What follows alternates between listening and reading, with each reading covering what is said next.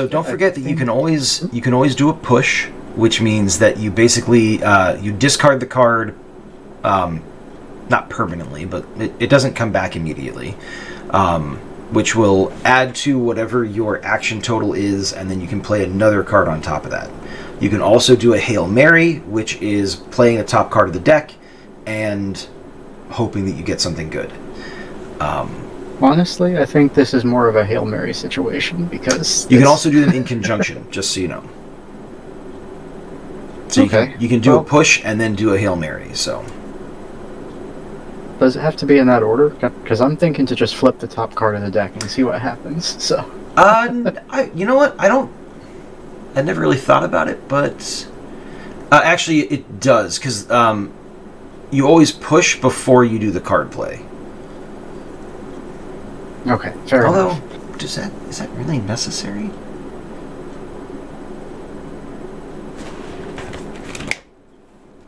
I've never actually... It's funny, in all the times I've run this game, I've never had anybody ask me if they can do that, if they can do the push after they play the other cards. So give me 1 second here to see if I am... I'm tempted to just say, yeah, you can do that, but I want to check and make sure there's nothing in the rules that's like, explicitly it has to be done in this order for some reason. So just give me 1 moment. Sure thing. Pushing to the limit. Games can be weird like that sometimes. 3. Yeah, you always... Players are always able to surprise me, no matter how many times I've done this. Okay, so...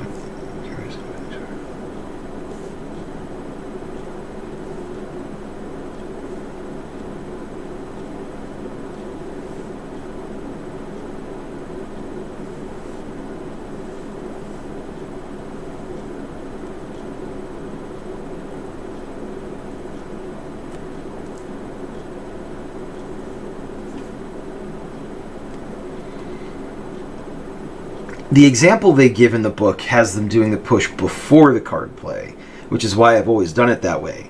But there's nothing in here that explicitly says it has to be done that way. So sure, let's go for it. I'm actually going to make a little note here.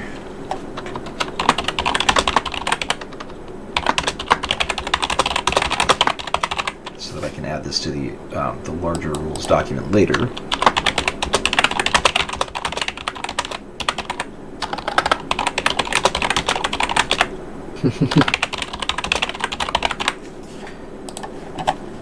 Perfect. There we go. Thank you. Sorry for the delay.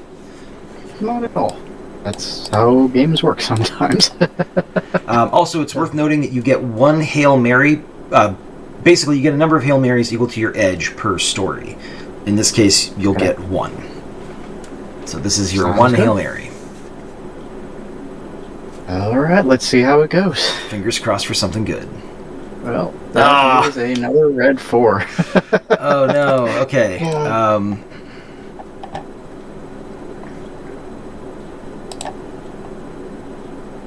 My computer link is only at 5, so that gives me a 9 on this. I think that's probably not gonna make it. Well, you can push to bump that up if you would like. Yeah, so sorry, just for clarification, it's been a while. To do the push, I discard a card and then I add a card from my hands to the roll? No, you take a card from your hand and you add that to your action, and then you don't redraw that card that you used for the push. Ah, okay. Yep. And yeah, I guess we'll try that and see if a 13 does it. Okay. Alright, so that's a 13. I'm going to take those and put them over there. So...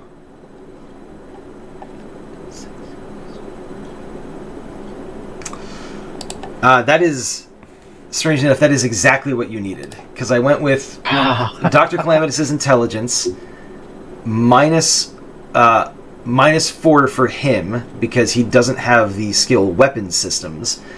So that gives him a 6. Plus the 5 for the narrator card is 11. And then because it was an intellect card, I gave it another 2 for the boost. So that put it at a 13. So that was exactly on the nose what we needed. All right, so yeah, these Are you going to have them trigger now? If I can, yeah. I'd love to just take them off the board. All right. So yeah, that definitely works. They kind of sag for a second in their mounts. Yeah, the mounts. They kind of sag for a second, and then they kind of like raise up, and instead of pointing kind of down towards someone that would be coming down the hallway, they point up directly at each other, and within milliseconds of each other, they both fire. And there's this zap of electricity, is like this, basically this bolt of lightning travels both directions down the hallway, and they blow each other out of the walls. Like there's just a shower of spare parts and debris. Now, because your silence emitter is only at striking distance, these are at firing distance. Yep. They make noise. You, however, are still going to be quiet. So, you probably have a moment before there's some sort of a response to this intrusion. What are you going to do? Yeah, that's like, if the stairs are here and obvious, I'm going straight up. I'm not sticking around to scavenge parts or trap anything here. I needed them out of the way. Okay. So this is kind of a classic, like, corporate office building. You've got like the little foyer, pseudo lobby, and then like the elevator bank is like directly on the opposite side of the main doors, along an interior wall, and there is a fire escape, like staircase, what's the word I'm looking for? An internal staircase, like you would usually use in the case of a fire instead of the elevators. The door is basically like right in front of you. As you are kind of like assessing that, you do see like the elevators, like there's one of the floor numbers above lights up, and it clicks down by one. Ooh, okay, yeah. Let's get up those stairs, because hopefully the door will be closed and quiet before anyone shows up. Okay. Yeah, you make for the stairs, and the elevator isn't like, it's not like it plummets to the first floor, but it comes down pretty quickly.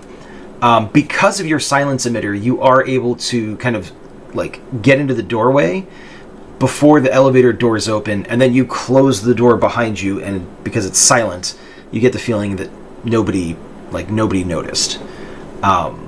So yeah, you've got a concrete staircase that's kind of doubles back on itself and goes up, it seems like all the way to the top floor. All right. Well, I was told before that Dr. Lee is on 5, so I guess let's get climbing. Too bad I don't have muscles, because this would be great for him. So, I mean, in this case, your flight might help you, because there is a gap as the stairs kind of spiral up. Oh, perfect. So yeah, you can and you've got your silence emitter, which is intensity 5, same as intensity as your flight. So I'm going to say that your silence emitter is just enough to keep your flight from being audible. That would be fantastic then. So, yeah. I wasn't sure if it was like flights or if it's one of those wraparounds. So yeah, that's great info. Yeah. Yeah, it's one of those ones where if you're at the top, you can like lean over the railing, you can see all the way down to the first floor. Love it. Okay, yeah.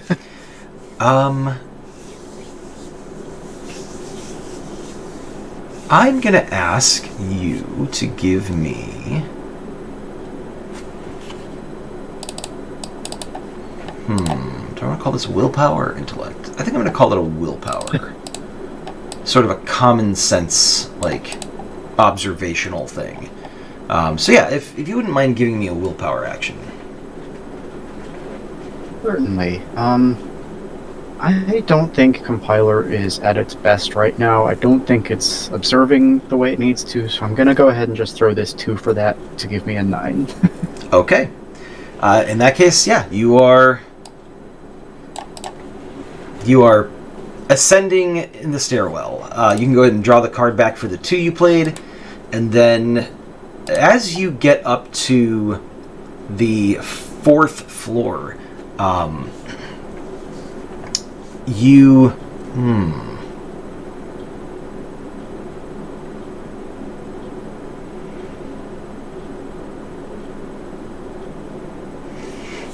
So, I should have asked you this when you were designing the gizmo, whether or not it prevents any sound from escaping, or any sound from... or just any sound at all, which means you can't hear what's going on outside of it as well.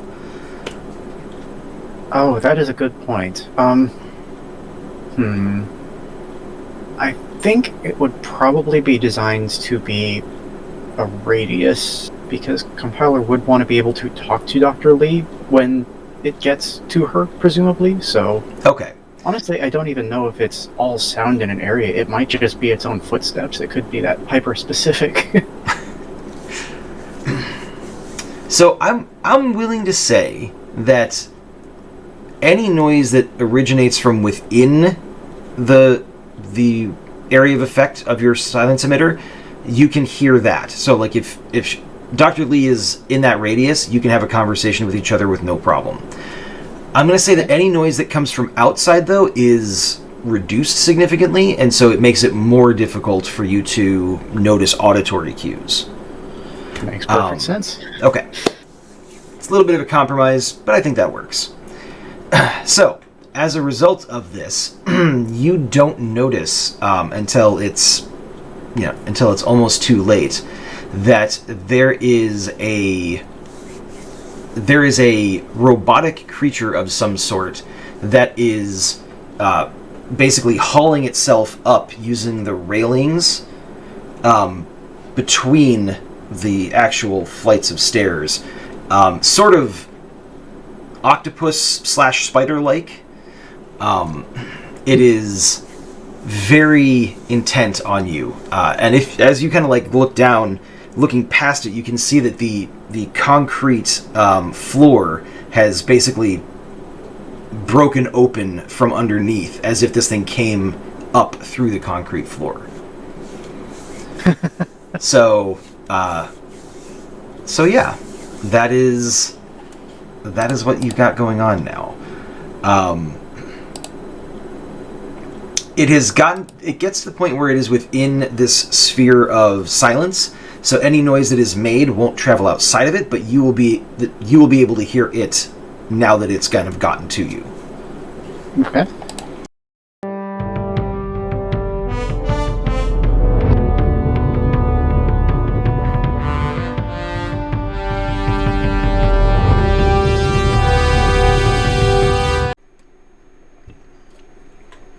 All right.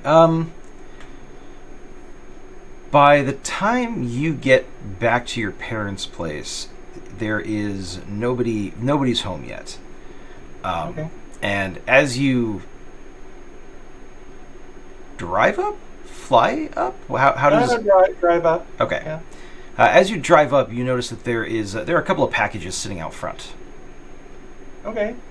I'll check to see if who they're for, and basically I'll do the stuff that Mom taught me to do to make sure that nothing bad gets into the house. Mm-hmm.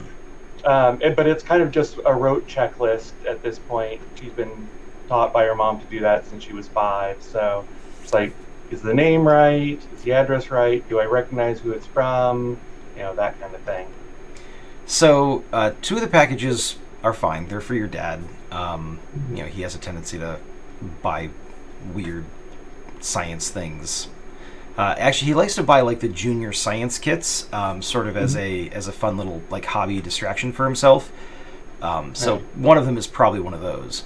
The other one is it's one of those like kind of really thick padded or like bubble, like the manila envelopes that have like the bubble wrap inside. Yeah. And that one just says Amber in black, like bold Sharpie. Okay. So I take that, I put the other packages down, and I take that one and go around the side of the house and into the backyard and hold my breath and open it. Okay. Because I'm guessing that's roughly the procedure since they learned that she was relatively indestructible. All right. Because if it's a bomb, no big deal. If she breathes something, it's bad, but could be worse. And don't bring it into the house.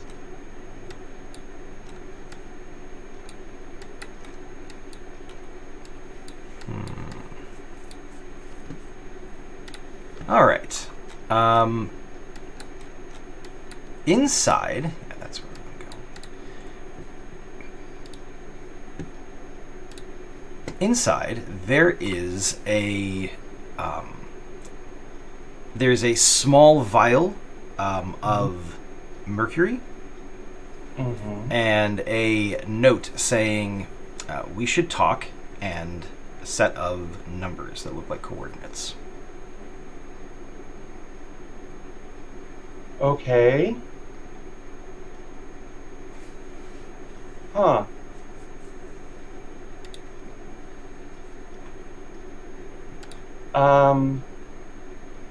I put the mercury back in the envelope, and I assume we have like a shed or something. Yeah. Just a tool shed. I will tuck it inside there, and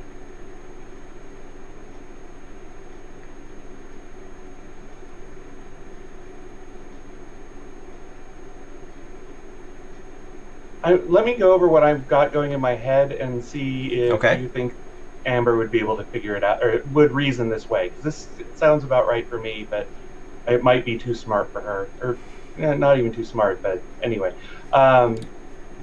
Last time I saw Chiral, she turned into mercury, and Amber's thought is that if this is, a vial of her mercury, then she might be able to like hear through it like a microphone or see through it or something like that. And so that's why she put it back in the envelope, so they can't, she wouldn't be able to see, keep it out in the shed, so it's not, that kind of thing. Okay. So the letter, however, I will take inside and wait for my folks to get home. Actually, no, she'll leave the letter out there too, just because that's what Mom said. Okay.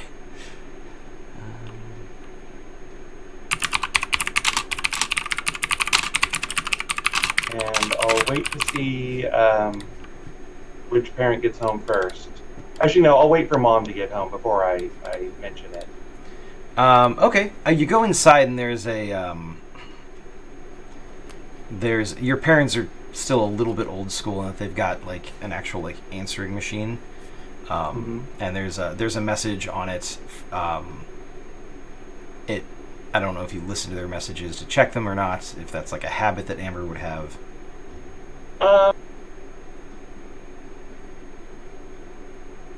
Probably not at her. Actually, let's see. Is there any chance that it would be one of those multiple channel answering machines? I actually have one here. Probably, yeah. Okay, in that case, I will check to see if there are any messages on the, basically on the emergency number. Okay. But otherwise, I just leave them to answer their own messages.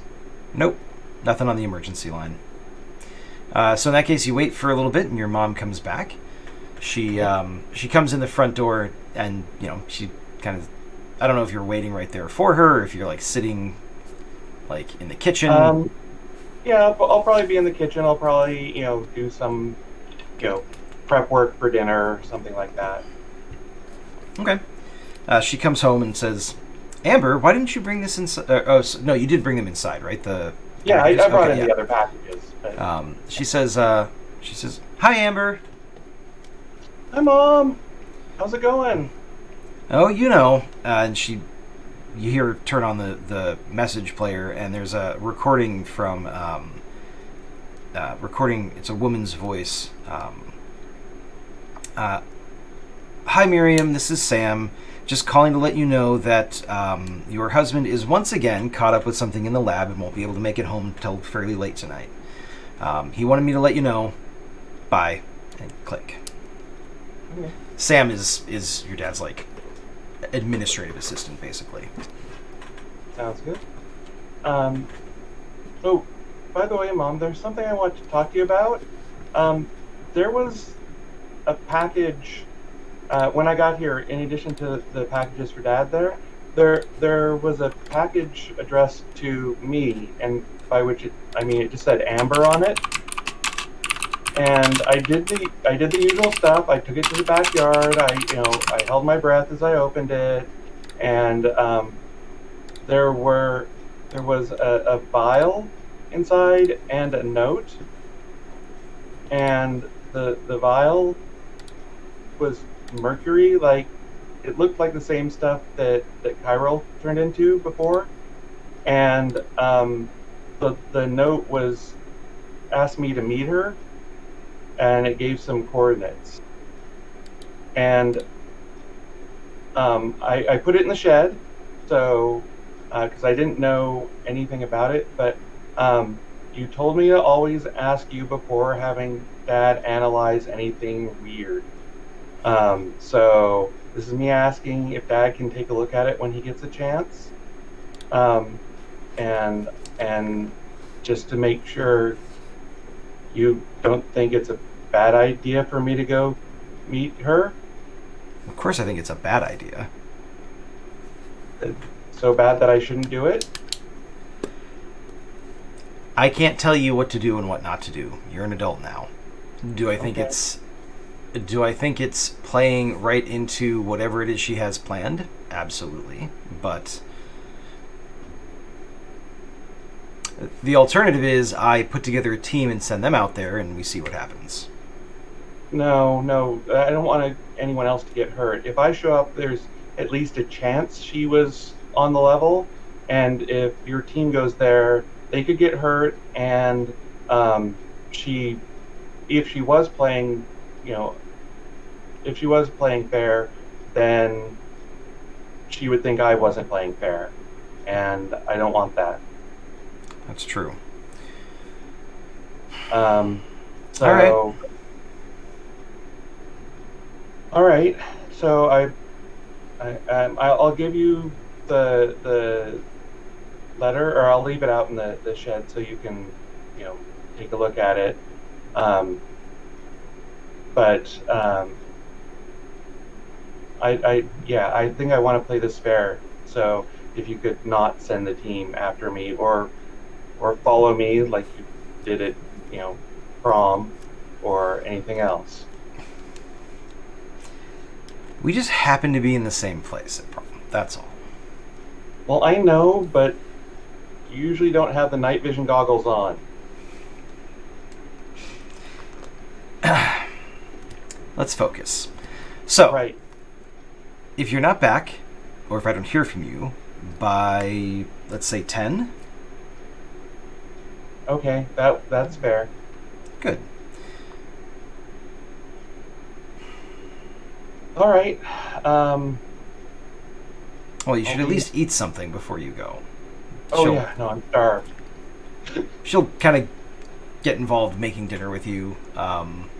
You eat. She's very good at talking about things that are not the elephant in the room. And so she kind of goes over, like, generally, like, what your day was like, what her day was like, and speculating what got Dad caught up at the office, and, she knows not to belabor a point. So. Right. So, yeah, she finally dinner finishes up, and she says, well, you should probably get ready. I really still think you should be wearing a mask or something, but... Well, it's a little late now. I've already been on TV. I mean, I didn't have one at the time, and I didn't know what to do. But don't worry, I wasn't wearing my glasses, so people won't be able to recognize me. You're right, I'm sure that... I'm sure that'll do the trick. Yep, me too. Okay. All right. So Amber clears the table, goes upstairs, changes into something that is she thinks is appropriate, which is also still probably bright pink and Right. but more athletic gear probably. Okay. What she kind of has right now. Although she probably did invest, save up and invest in some of the more, high level stuff, so it's not going to shred as soon as she, runs at super speed or something. Right. There are probably a couple lines of like. I think we established this. There was a high end, good enough for superheroes. Yeah, exactly. It's not exactly an actual costume, but it's at least sturdy enough to stand up to the rigors of someone who's got superpowers. So. Right. Yeah. And again, made absolutely sure it had no logos or names on it or anything. Okay. And then she goes downstairs and asks her mom how to find where these coordinates are, and presumably her mom tells her. Google Maps, honey. Okay, thank you. And then she'll figure out where that is and fly off. All right. Would you like the actual coordinates that I have in mind? Sure. So you can see where we're looking at? All right, let's see. This is...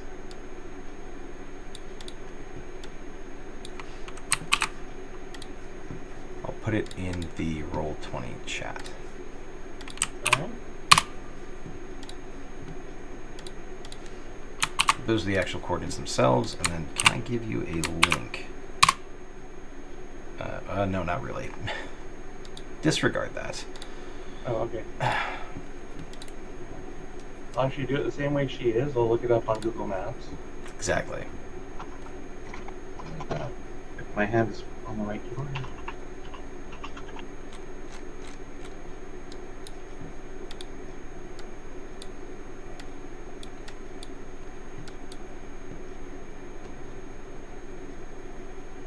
Okay. So it's sort of a little park. The specific location is sort of right on the water line. It's not quite like a peninsula, but there is a small bit of water that separates it from kind of the mainland, and then it's basically just got a small bit of land that kind of leads you out onto it. You'd either have to reach it by boat or air, or walk it because there's no roads. So well, since she's in superhero mode, she's just going to fly out there. Okay. Yeah, as you fly on out, and it is a fairly cloudy night, much like it was the night before. And it is probably a little bit on the cool side. Although, this time of year it's starting to get a little bit. Or no, we determined that this is taking place summer, so never mind. It's actually quite a nice evening. Let me see. To borrow a phrase, the Colts never bothered her anyway. Exactly.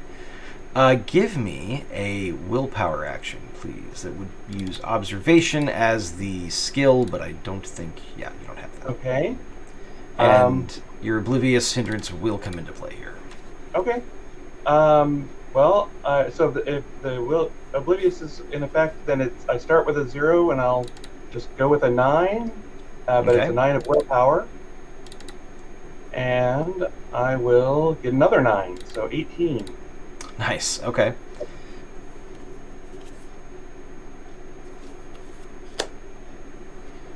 All right.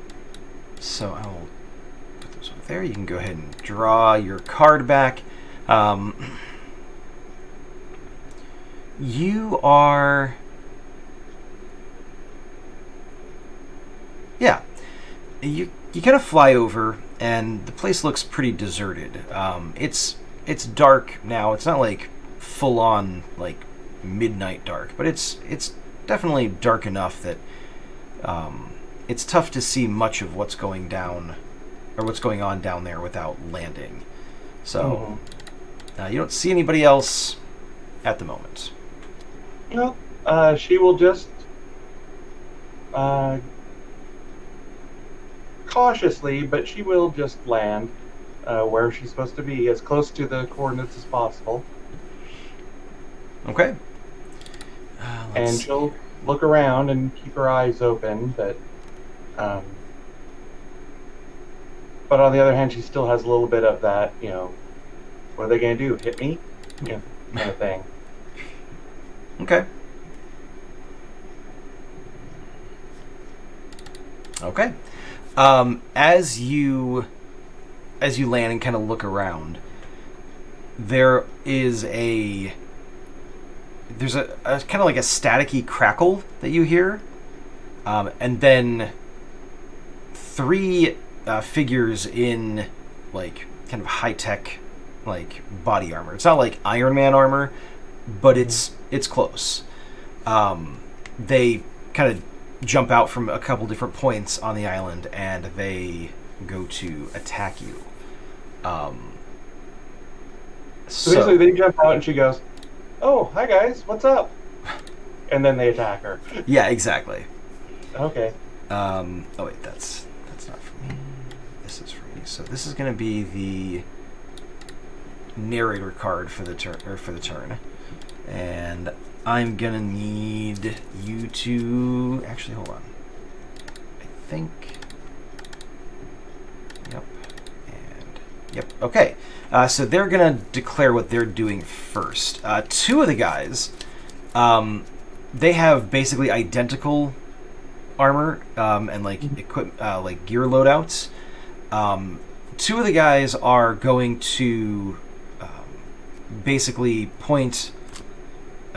It's a weird like high tech device on the forearm of the armor that kind of starts to glow a little bit. They're going to attempt to nullify your powers, and the third one is going to attempt to. He's going to attempt to.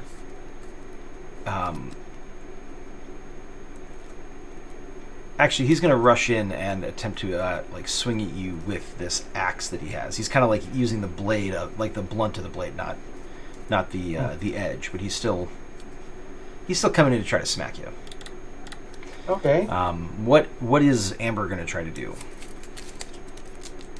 So that actually changes my plans a little bit. I am going to.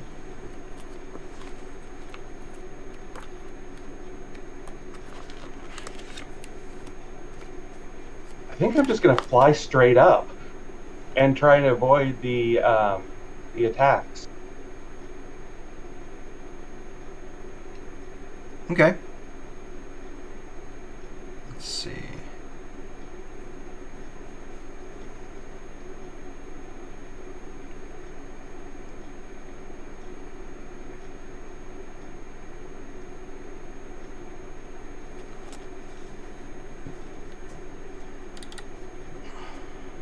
All right. So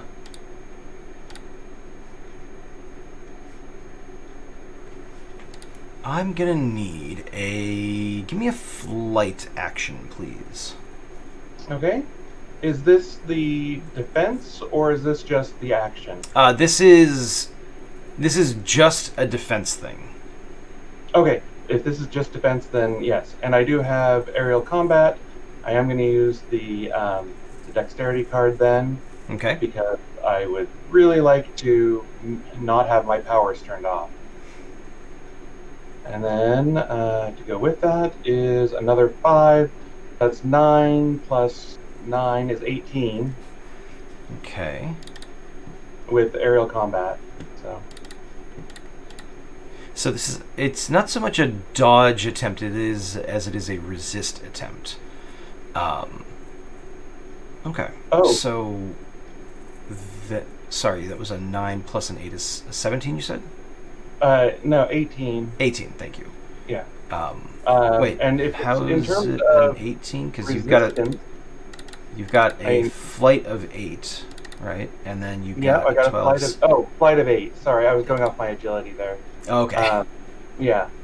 And like I say, I do have a couple of resistances, but sadly, this won't be one of them. Okay. Okay. So, in that case, your flight does shut off. It seems as if they're specifically targeting that. Okay.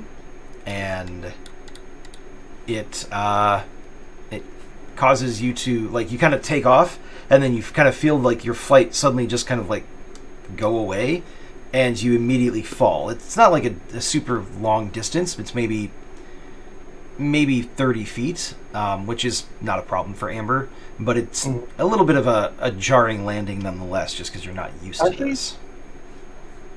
Can I do something which, just to be fun? Sure.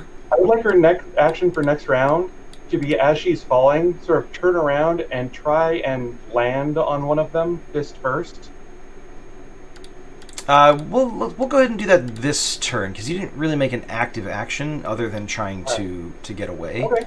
So go ahead and give me... We'll make it a strength action. Okay. Are you trying to land on one in particular, or doesn't matter? Probably one of the ones that turned off my power, or whichever one hit me with the turn off power. It seemed like both of them kind of did at the same time. And you won't redraw your card yet. You'll redraw at the end of the round. Okay. Then yes, I'm gonna hit them with. I assume this is strength. Yeah, we'll call it a strength action. Okay. And so that's 6 plus a 5 is 11 plus my strength, if it's still active, is 14. Your strength. So that's a total of 25. Yeah, your strength still seems like it is okay. So.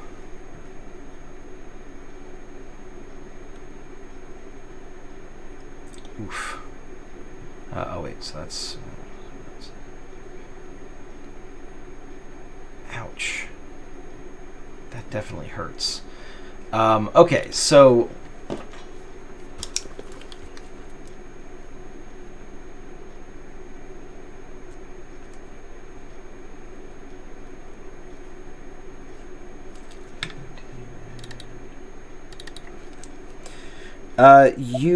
You land on him and kind of smash him into the ground.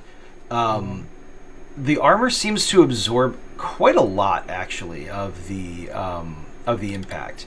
So he's not down, but he's definitely going to be feeling that for a little while. So yeah, that is successful. The other guy is going to swing at you. And what was your total on the... So this isn't a physical attack. So your total on your flight action was a... 17, and so aerial combat will come into play because you started flying as he made the attack. So that'll happen in the same round. So 17... Oh, I'm going to discard those for you. Okay, so then he would have had... Okay, so that's... 18. Yeah, ooh, he just barely manages to tag you with it. So that is going to be 20 points of damage minus your relevant resistances, which I think... That kinetics applies? Yep. Yep, in that case, I have 21 points of resistance total. Okay, so he smacks you on the back of the head with the flat of this axe blade, and it just sort of bounces off. Yeah, he's definitely got a moment of, well, that's probably not good. That kind of crosses his face through the visor that he's wearing. So we will go ahead and you can draw back. You didn't take any damage this turn, so you can draw back all your cards. Okay. Wait, where did the other 4 come from? I thought you drew this one. No. No? I'm a little confused why I have... I thought I had one left. I clicked on the fate deck, but didn't move a card off of it. It's possible that it played that from there, because I don't remember... Okay. Well, in that case, this is going to be a very interesting round if those are all there. But oh wait, no, that might have been for what I drew for. I'm not sure where it came from. Okay. Would you like me to have that for, or draw another? Go ahead and draw another one. Okay. Try the actual draw button this time. Oh, there it is. Okay, that's better. And the narrator card for the turn. All right. So yeah, they are going to. Well, I know what the guy you're currently standing on top of is going to do. He is going to teleport away. Okay. The other two are going to. Actually, that guy's going to go invisible. And then the guy with the axe is going to. He's gonna keep swinging. So yeah, that's what everybody else is going to do. What are you going to do this turn? Okay. So when you say he's going to teleport away, Mm-hmm. how is he going to do that? Something in his armor is going to basically like activate and whip him away. Okay. Oh, he also heals. So basically a couple of things activate in his armor at the same time. Okay. One of them is like you hear like the faint hiss of like an auto injector, and he kind of recovers from this dazing effect that you had when you landed on him, like pretty quickly, and then he's basically gonna do something to his he hits a spot on his suit that seems like it's gonna kind of whisk him away. Okay. I'm not sure if this is going to work, but I'm going to try and grab on tightly to him so I get teleported with him. Okay. Give me a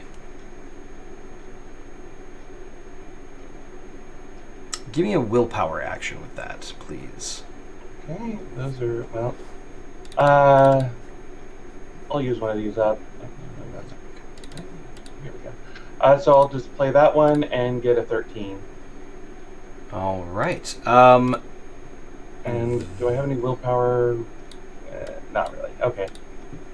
I mean, I do have brawling or wrestling, which would help with a grab, but yeah. So this is not so much the grabbing part. You're able to do that part, no problem.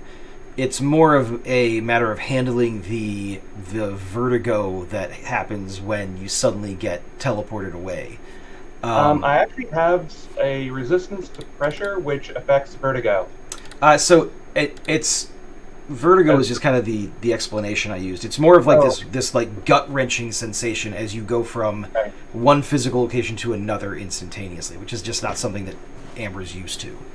Okay. So you are going to. Let's see, what effect does that have? I think it means that next turn it's going to affect your. Yeah. So next turn, basically, you will have 2 levels of difficulty added to whatever you're going to do. That doesn't technically apply to this turn because all this is happening simultaneously, but you do indeed teleport with him. Okay. And if you might, I do remember that the stunt of resist pressure based off of flight is specifically for that kind of thing, but it might, because it's flight instead of teleport, it might not. But. It's a very different kind of That's situation. Fine. It's your GM rule. It's just I remember it specifically used some of that phrasing that you used, so that's why I brought it up. Okay. So. So in that case, it's not a matter of vertigo. Then it's more a matter of feeling like your body is not fully put back together when you arrive at the far end. So fair enough. Absolutely fair. And you're the GM. You get to decide even if it was Vertigo. So, right. Anyway, so all right. So.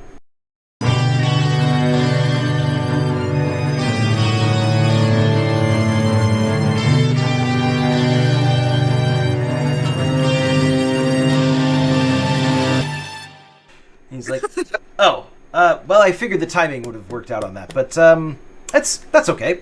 We'll try it again in a few minutes. They close the door. So, well, that's. Would you be willing to indulge me, just for a moment? What's in what? They pick up the armband, and they kind of hold it out to you. Oh, poke it. Nothing happens. Nothing happened.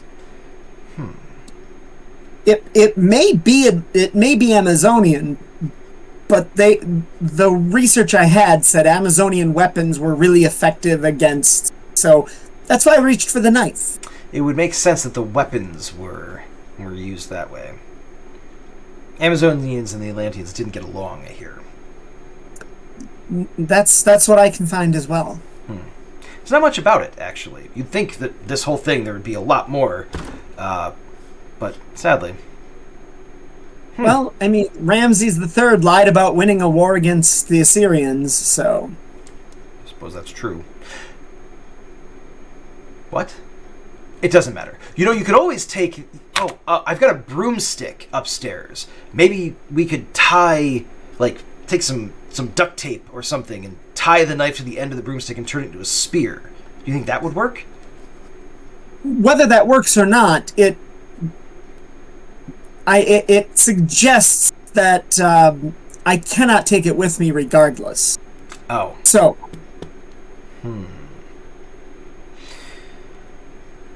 Well, I suppose it's a good thing that Wrangler is here. And they open the door and it's still nobody. He's like, let's just. He kind of ushers you out of the room. He says, these influencers, I'm telling you can't get them to show up to anything on time. It's absolutely infuriating. Is Wrangler sitting down drinking a beer in the lounge where we were? No, he's... Wrangler is leaning against the driver's side door of the automated car. The window is rolled down, and he's just regaling the robotic driver with information about V8 engines and stuff like that.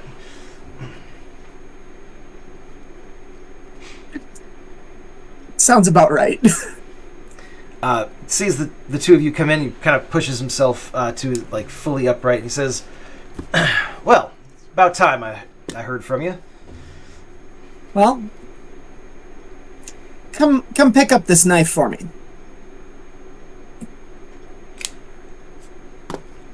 Interesting way to start a conversation, but he walks over and picks up the knife, kind of, does a couple little flips with it, and says, "Good.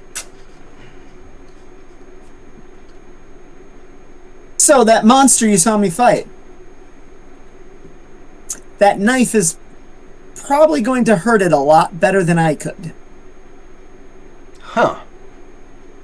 It's kind of a small thing. Well, I don't have that.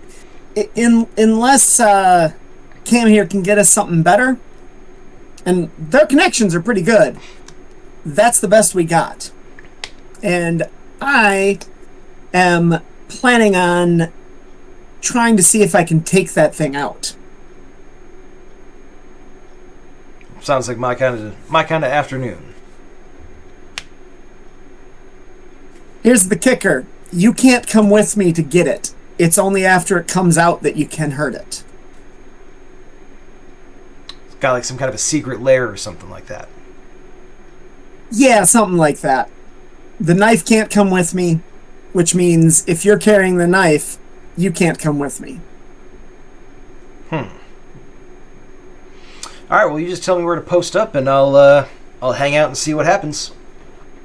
All right. Tell them the roof of the campus building. Okay.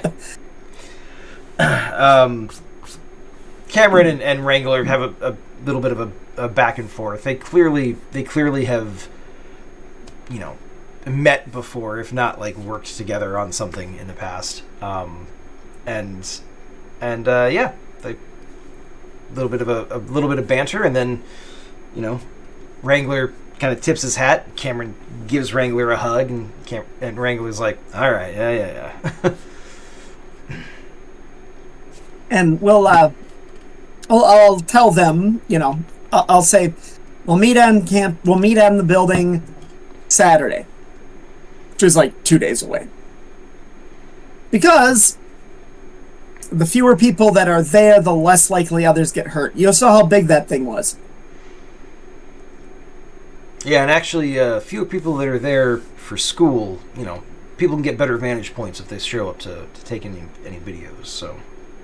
I do advise not having anybody there. I know you got a camera crew. That's fine. Set them up several buildings away. Whoa. Wrangler does his own camera work.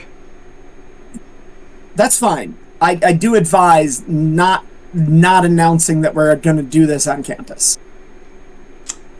Listen, I like getting up in front of the screen and everything like that, or on the screen and everything like that. I'm not going to put anybody in danger to do it.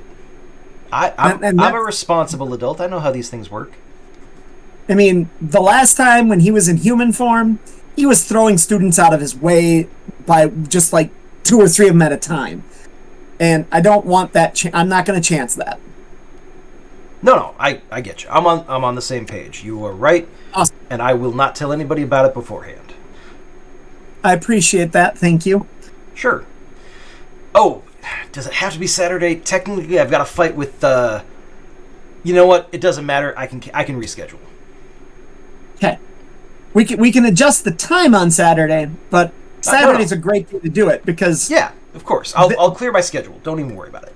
It's an away game for the softball team, and that's the best part. There's nobody going to be hanging around for sports either. So. All right, perfect. Yeah, I'll be there bright and early. Say 7 a.m. Perfect. Wonderful. Nobody else ever agrees to that. Everybody else looks at me like I'm crazy. They say 10. But I mean, you miss all the good morning light. You got all these other opportunities. Plus everything always goes over. Anyway, sorry, just 7 a.m. Being on campus at 7 a.m. is not a problem. See you then. Perfect. Tips his hat, and he saunters off, into the building. Yeah, and Cameron doesn't seem to even fazed by it. Just kind of. Are you ready to head back then? I am. I appreciate it. Of course. Let's see. Hold on a moment. He goes to the car. They go to the car. They lean in through the passenger window. They take those little almost like the punch, like old school punch cards. Yeah. And they kind of they punch a couple holes, and they. I think that should do it. And, they feed it into the back of the robot, and it sits there and whirs for a second and says, "Destination updated." And Cameron opens the back door for you. I'll hop in. Thank you very much. Oh, thank you. This has been one of the most exciting days I've had in a long time. I do hope everything goes well for you. And, you know what? If you manage to defeat this monster with the knife, keep it as a keepsake. Oh, it would look great in the history department. I appreciate that.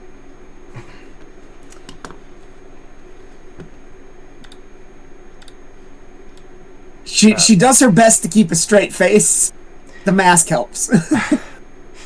Cameron says, "Do tell Professor Davis that I said hello." Of course. And closes the door. And the car pulls away. She shakes her head. All right, so since you are waiting a couple of days, go ahead and draw your missing card back. Oh, good grief. It really does want me to go in prepared. Yeah, the game is like, this is dangerous. Just have all the agility cards, why don't you? Yeah.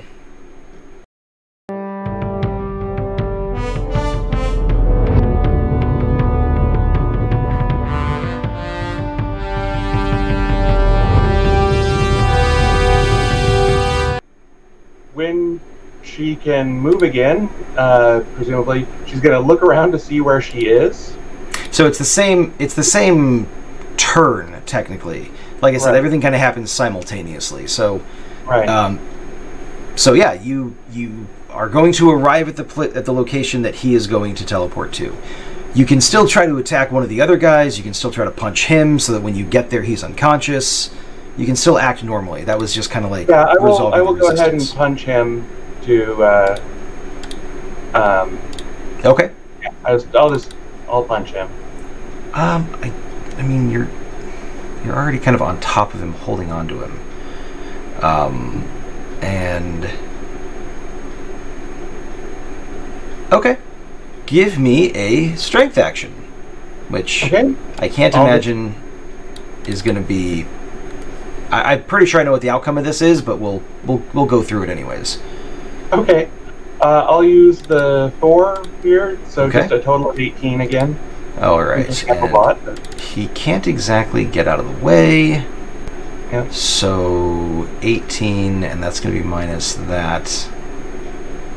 You've got brawling, so it's 18. Okay, so yeah, his visor cracks. Do you like punch him in the face? Punch him in the face. Okay. Yeah. The visor cracks, and like his head kind of bounces off his face, and the back of his head bounces off the ground. And when you materialize at the far end, he is very much doing the like I give up, stop hitting me type of thing. Fair enough. He's still conscious, but he's decided he doesn't want to get punched in the face by you again if possible. The guy with Common reaction. yeah, exactly. The guy with the axe is going to attack you again. Okay. So I will need an agility action in this case. Okay. Or I guess technically you could use. Oops, that's the wrong one. I could use strength, I think, but So strength is the passive resistance if he hits you. But if you're Right. trying to I avoid will getting first. hit. oh, I was just looking at skills because I have brawling and wrestling. So yeah, Yep, I'm going to use dexterity. Yeah, so those skills are specifically used to attack versus Right. to avoid attacks. So Fair enough. And I guess my other question is, from the way I've been fighting, I assume Amber's fighting style uses a lot of just brute strength, but also a fair amount of her super speed to accelerate her punches and that kind of thing. Does it seem like her super speed is still there? that does not seem like it was affected. Okay, good. All right. So anyway, I will dodge with the dexterity, Okay. and only a 1 to go with it. Okay. Got that out of the deck anyway. So, So 6 plus 15. 15. Okay. So he will hit you. Like just before the teleportation goes off, he hits you with the axe.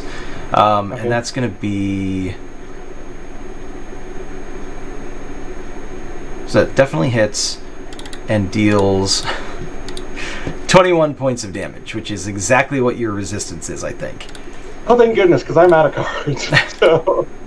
Well, you would draw back and then subtract, but yeah. Okay, good. All right, so we'll discard those, and you definitely feel like the blade of the axe like kind of cuts like through your like the athletic shirt that you're wearing, because even though they're meant to stand up to like kind of superheroic stuff, they're not combat Right, grade. they're not armor. Yeah, exactly. So like you definitely feel like that kind of cut under the blade of the axe. This thing's definitely sharp. And you hear kind of you hear him kind of swear, like over this guy, like over the guy's comm link that you just punched in the face. You hear the guy with the axe like kind of swear through that transmission. All right, go ahead and draw your 3 cards back. And her response is, "Hey, be careful! I just bought this. Can't return it." And all right. That's not a bad suite of cards. No, it really isn't. And that is our card for the opposition. Okay. So the first thing that is going to happen, like I said, one of the guys is invisible. He seems like he's kind of staying out of it, probably because he wants to maintain the nullification effect. The guy that you just teleported away with, and that you just punched in the face, like he's got one hand up and like he very clearly like taps something on his helmet to like turn on his comms and says, "Sir, I think this is the wrong target."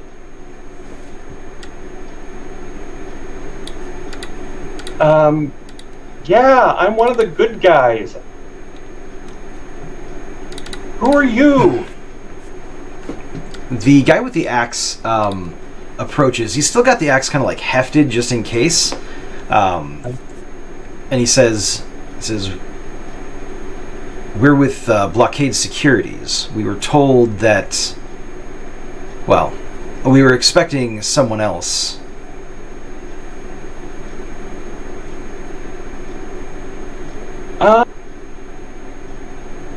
Actually, no. Amber wouldn't have figured this out yet. Never mind. But the letter I got with these coordinates was addressed to me, so you must have been asking for me. I mean, who else would you have been asking for? You said Amber. We right don't. On the pack. We didn't send a letter. But then who sent a letter? Because I got a letter. He kind of like swears again and like looks at. He says, "Can you get off him, please?" Sure. And I actually give him a hand up. He'll take that. He kind of like a little bit hesitant, and he looks like he takes a couple of steps back, just in case. Okay. Are you all right? Did I hurt you too bad? And he kind of like waves that off and says, "Lieutenant, I think," and the guy with the axe is like, "Just shut up. Like, just don't talk." He's gonna say, "Why would you have been told to come here?" Sorry, the phone was ringing. Oh, no problem. I hope that didn't get on the recording. I don't know. I was trying to track down that criminal Chiral, and she wanted to have a meeting with me. And she gave these coordinates. So I went to talk to her. All right. He kind of like he turns and gives like a hand signal, and the other guy suddenly materializes back into view, and the two like kind of power down their little nullifiers, and he says, "It sounds to me like we were used as a distraction for each other." We've also been looking into this chiral individual as the possible suspect for the tech mat. Right. Wait a minute. If you're a distraction for me, I don't know why I'm a distraction for you, but if you're a distraction for me, I've got to go. I'll be right back. And if my flight isn't back yet, I will just super speed back to the house. It takes a second, so you start with the super speed, but then you launch into into flying to get back there. And as you run off, they like go to deal with whatever they've got to deal with. Right, and as I'm flying, I hit the basically I get out whatever cell phone proxy my dad has come up with, so I can talk while flying, and call Mom immediately. Yeah, she picks up. It kind of sounds like she's probably holding the receiver between her like, her ear and her shoulder.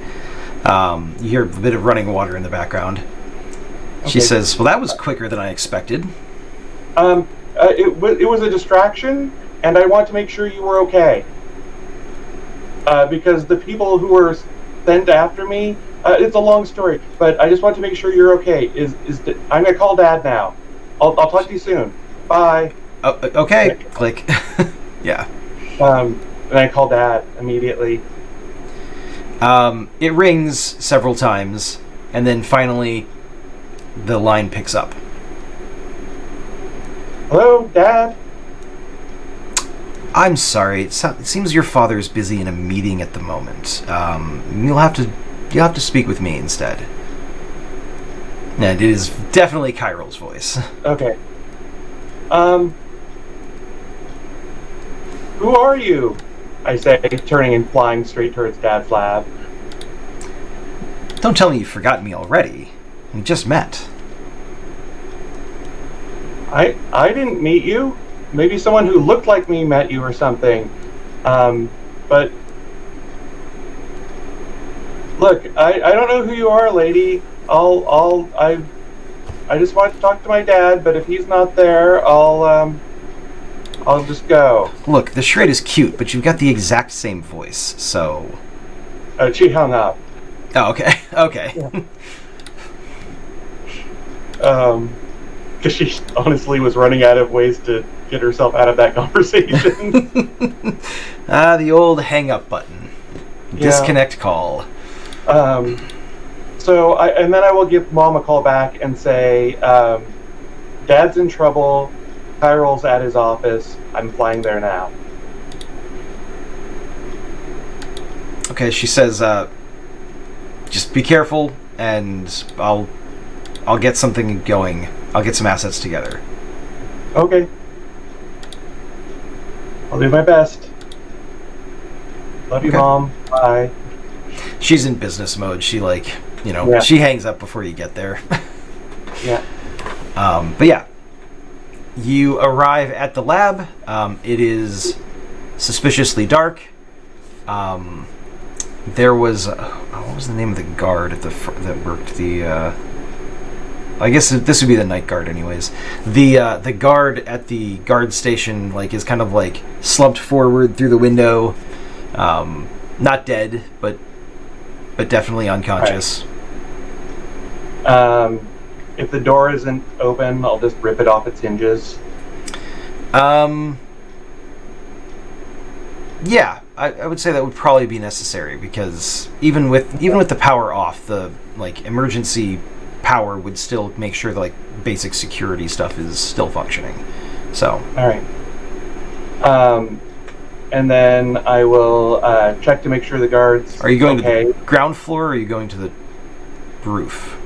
Actually, that's a good point. Whatever floor my dad's office is on. So his lab is on, I should say. His lab tends it occupies the top couple floors, and it's a campus of different buildings. But in your dad's building, it occupies the top couple floors. Because if something does explode, they don't want it to be at the base of the building. They want it to be at the top of the building. Fair enough. So in that case, she'll just skip the front door and just fly in through a window. Okay. Even, she doesn't care if it's open or closed at this point. Yeah, it's open now. That's that's all that matters. That's the important part. Yeah. But yeah, it's like I said, it's pretty quiet. It's pretty dark. You've been here with your dad at night before when he was kind of closing up for the day, and there's usually people around. It's weird for for it to be this quiet. Okay. I assume there's no one actually in his lab? The lab isn't accessible directly from the outside. There's there's windows, and there's a buffer of sort of offices and things like that, and meeting rooms, and then the lab is kind of a secured section on the interior of the building. Okay. In that case, yes, she would have flown into his office first, and then open the door as quietly as she can, and there are several people in the hallway that are like Knocked passed out? out, knocked out. Okay. Faint whiff So of like some sort of chemical. Okay. So instead of walking down the hall where she might make noise, she's going to hover just a little bit off the ground and just, sort of float, fly slowly down the hall. And go right to his office.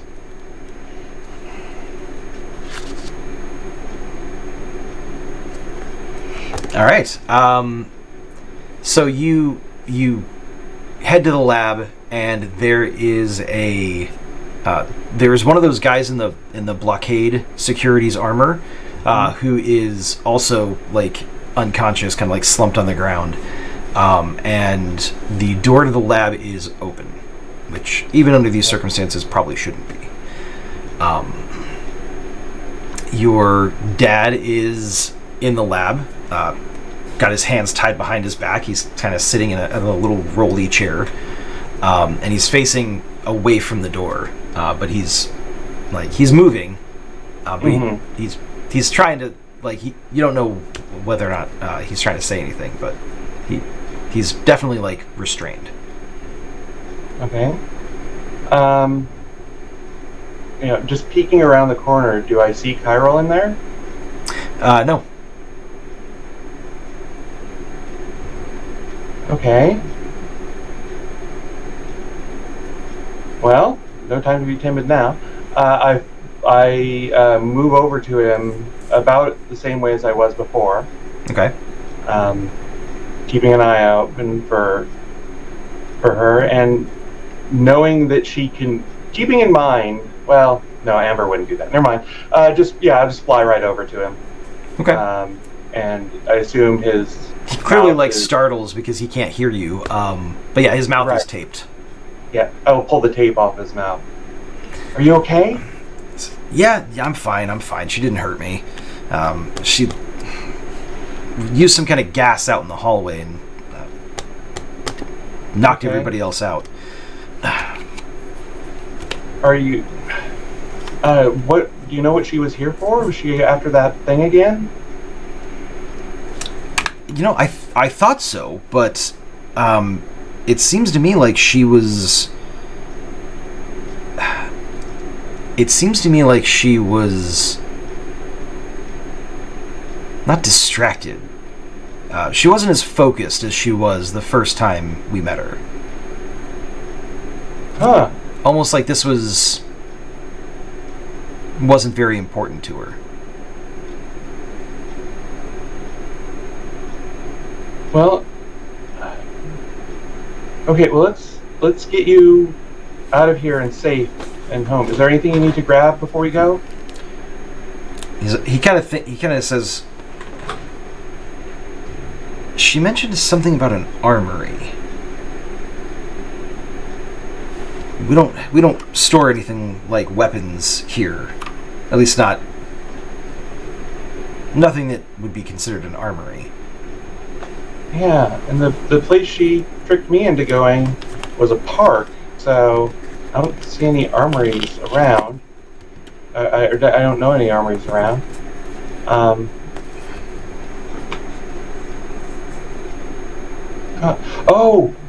Oh no!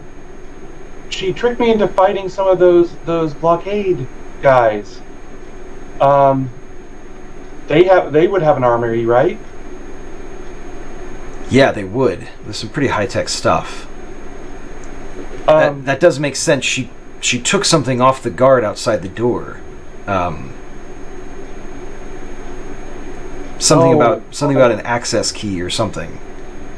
All right. I need to make a phone call. Kind of gives you a weird look. She'll actually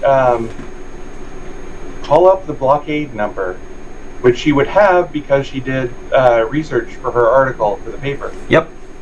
And she'll use the lab phone, not her personal cell phone, so they don't Okay. She knows enough to know that. So this is like their public corporate number, so it goes to like an after hours like automated message. There is an option, like, if this is an emergency, please hang up and call 911. The local authorities will assist you in inform if you are a contracted client with Blockade. The authorities will inform us of your predicament. Okay. So I finally remember that my dad's still tied up, and just walk over and like break the ropes. It's like, all right, call 911, send them to the Blockade headquarters. I think that's where she's going. I'm gonna fly over there now as quick as I can. She stole my phone. Tell Mom you're okay. Got it. She stole my phone, which is weird. Oh, that's not good. Tell Mom she stole your phone. It's like, got it. I'm on it. Okay. And I'll just fly out as quick as I can. Or super speed, then fly out. Okay.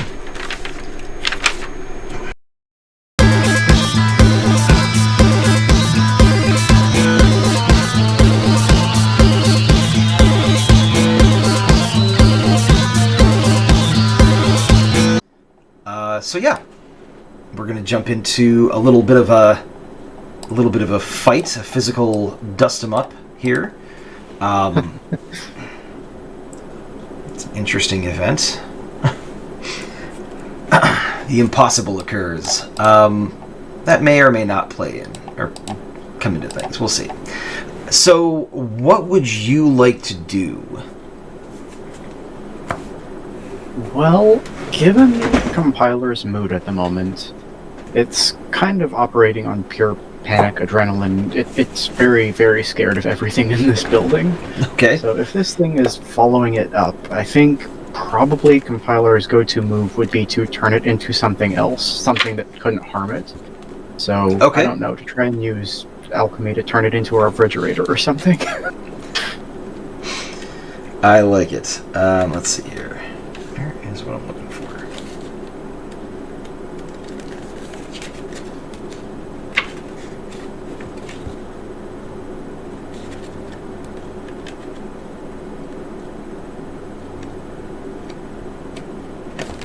Okay. I guess it doesn't exist the way I thought it did.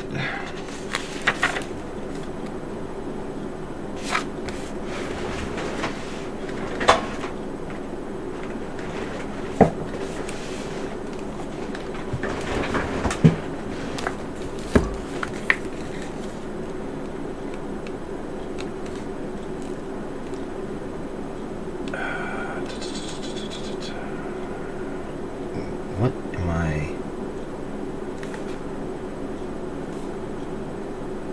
Oh yeah, okay. Sorry, I had a brief moment where my brain just stopped working. Here we go. All right. Happens all the time. Yeah, so you're going to try and just reform this thing into something else, it sounds like. Yeah, basically. That's... I am assuming it is a machine, and if it is a machine, then... That is true. Yes, it is. It is robotic in nature. Now, I will say, you've lucked out because the very first card of the combat was a positive aura, which means that you heal as the heroes, so you get to draw a card back to replace the push card that you lost earlier. So it really didn't actually hinder you too much. Oh. Well, I think that covers the event of the impossible occurs, because that's a 1 in 100 chance of you getting that card. Is it really? Okay. Yeah, because there's 100 cards in the deck, and there's only one of those. So, I mean, that's... I didn't realize the deck was that big. Yeah, it's... All right, well, that's awesome for you. So you're going to do that. This thing is going to try and... it's going to try and basically wrap you up in its, like, sort of weird mechanical, like, jointed tendrils to try and bind you up in it, which is probably not going to work well for it, considering the fact that that just puts you in physical contact with it. But, you know, it's fine. So give me an intellect action for your alchemy. That'll be the first thing. Okay. I don't know how good of an idea it is, but I think I'm gonna use this 6 here and leave that at a 16. Oh, interesting. Okay. So...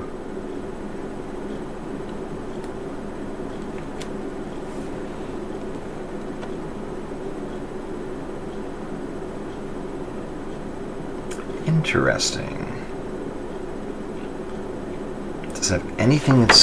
Doesn't have anything that helps it with that. So let's. So alchemy by itself, the power is a average.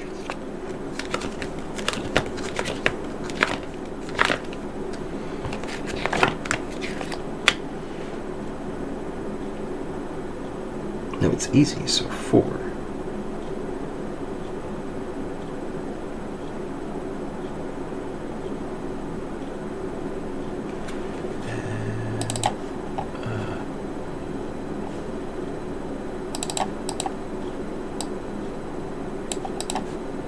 Oh, we're using it as a stunt. So you're using technically the transmutation as a stunt, which means... Yep.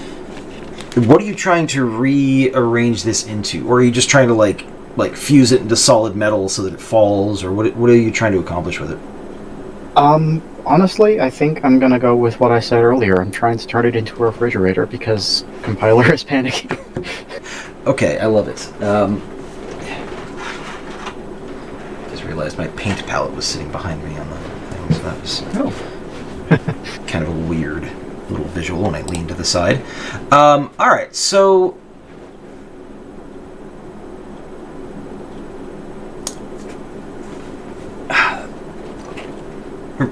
Refrigerator was not what I was expecting there. Yeah, you are able to... Are you moving out of the way of this thing, or are you letting it grab you? Because you do have to be in physical contact in order to use your rearrangement.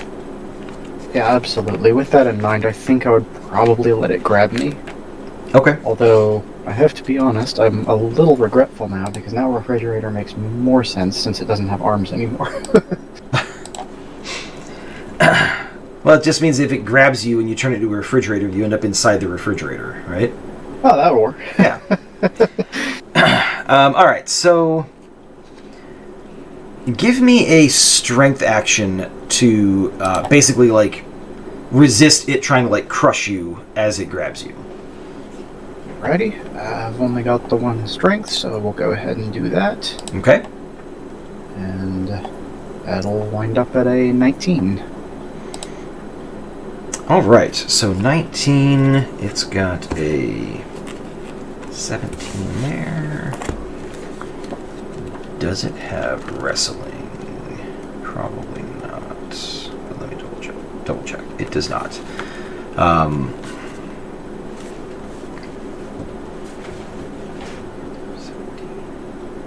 that's that.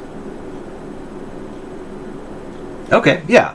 So one of its legs reaches up and like it's not like the Doc Ock like metal arms. This is much more sort of like retro, almost like steampunky in a way. Think of, this is a terrible reference, but did you ever see the movie with Will Smith, Wild Wild West? Oh no. So it's like the giant mechanical spider legs where it's got like the really big obvious joints, and it's kind of like but it's got a bunch of them, so it can kind of articulate, but it's not fancy or smooth. It's very steampunky looking. So anyways, it basically like whips one of those around you and tries to crush you. But luckily, even though Compiler isn't much of a fighter, Compiler is very strong. So you basically kind of just like, kind of brace yourself, and even though it grabs a hold of you, it doesn't manage to actually hurt you. Unfortunately, whatever this thing is made of is strong enough that it is able to resist your attempts to alter its form. Oh dear. It's possible that Professor Calamitous did that sort of intentionally, knowing what your capabilities were.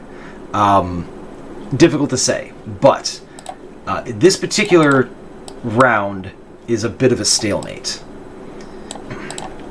See. So I'm going to discard those. I'm going to discard that. You can go ahead and draw your 2 cards back.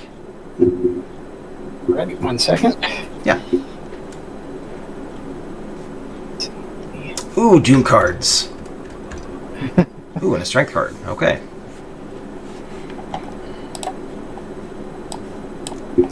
Okay, interesting. All right. So, what on this turn do you want to do? Well, it's just shown me that it is more or less immune to my my transformational abilities, and given that that is Compiler's main way of fighting, I think it really doesn't know what to do here. For at least the briefest of moments, it's it might be smart, but it's not experienced. It doesn't have the on the spottedness, if Right, that makes right. sense. I keep making up words this episode. I'm going to be so good at playing a genius character. It's the technobabble. Exactly. Yeah, so I think instead of trying to turn it into something else, my better move here is to try and invade its programming, so to speak, to, I guess, make it a friendly, if that is possible. Okay. All right, that's... Oh, man. Okay. Yeah. All right. I respect that. Okay, so...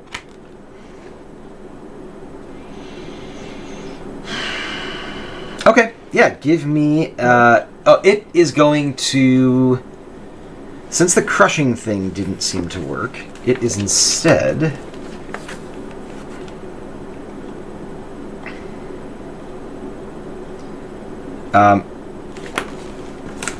The metal limbs start to sort of glow and seem to heat up, and it's going to try to hit you with a bolt of energy from one of its free legs.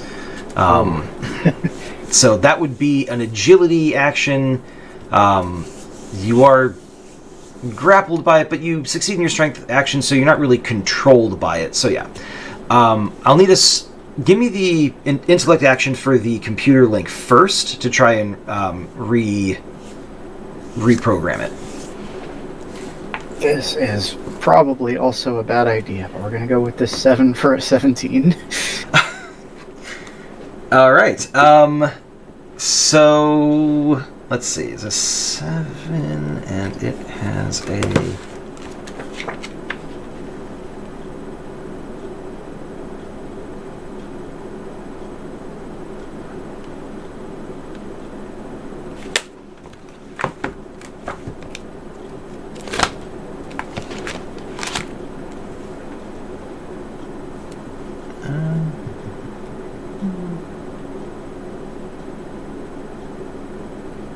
It is opposed by willpower, so that is actually going to work out well for you because if it had been based on if it had been resisted by intelligence, it would have succeeded against you. But as it is, it just barely fails.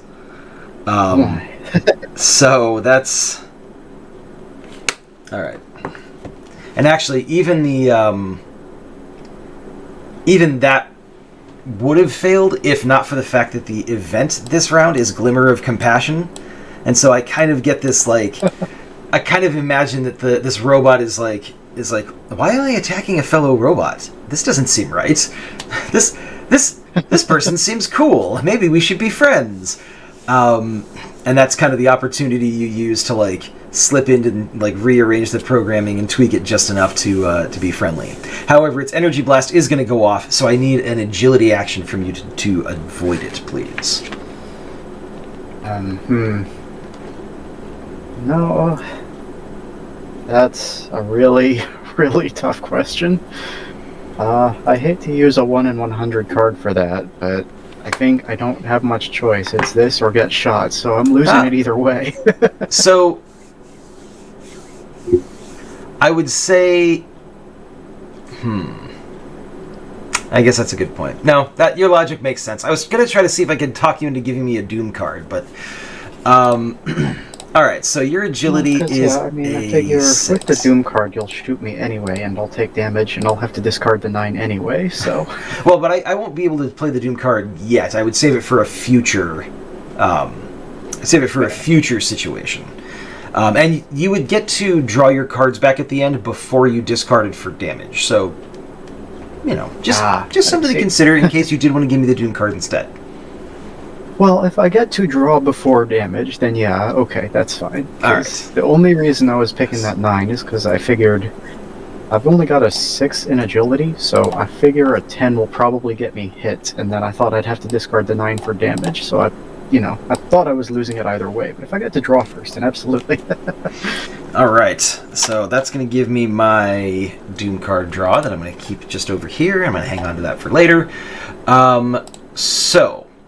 You were correct that you are going to get shot, but if I'm completely honest, you were going to get shot even by playing the 9.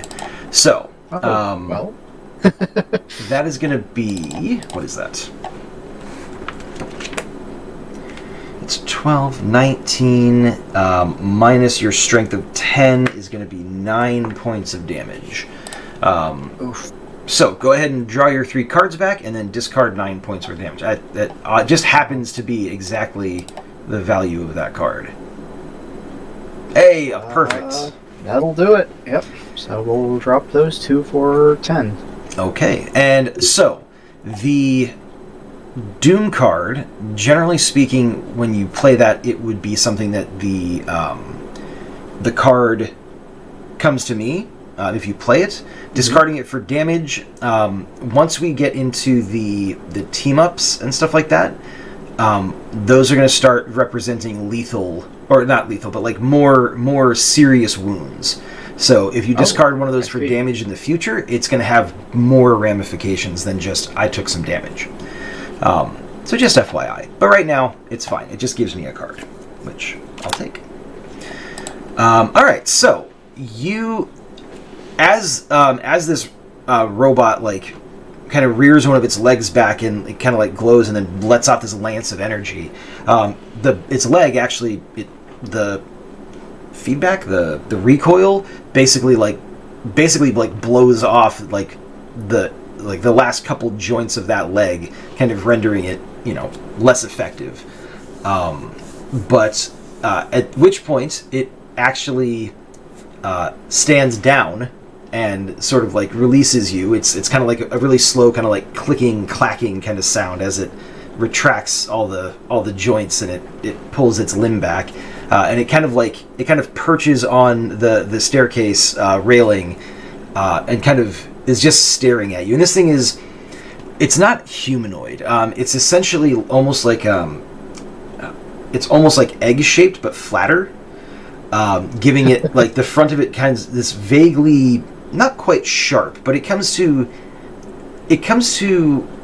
a point at the end that is just vaguely sinister, and it's got a bank of like 6 little indicator lights that kind of like click on and off in different colors, as it kind of like to represent like it's processing and assessing information.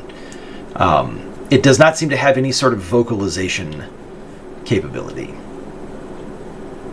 Interesting. Okay.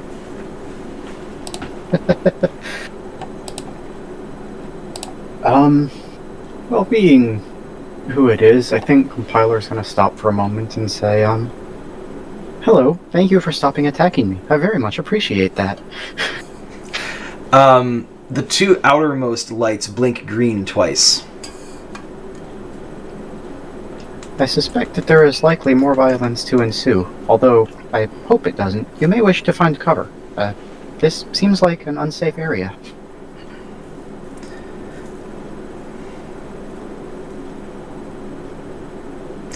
So, starting from your left to right, the lights kind of go. It goes gray for a second, and then fades, and then goes gray for a second, and then fades, and it takes you a second to realize that it kind of seems like it's like the spinning like progress wheel on your computer,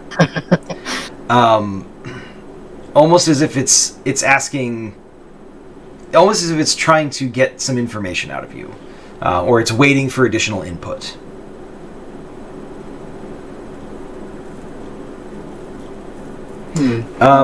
If you... no, you know what? I just realized you have hyperlinguistics and computer link. Scratch that. The lights are still happening, but you are able to speak to it in essentially like a binary through your link to it. And it basically says, what is your purpose here? Deem++.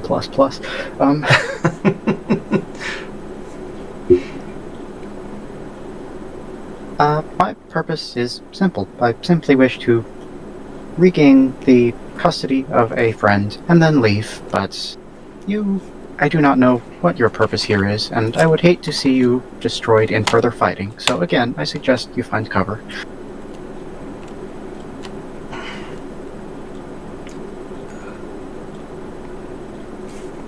Primary directive is defense of the premises, and any secondary directive is protection of Professor Calamitus's assets on the premises. Tertiary directive is protection of Professor Calamitus himself. I see. Okay. I think I have a thought then. I am going to meet with one of Professor Calamitus's assets. I suspect that you should protect her and ensure she leaves the building safely.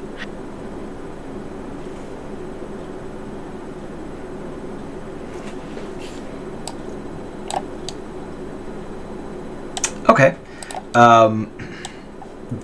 It takes a second as it kind of processes and then says,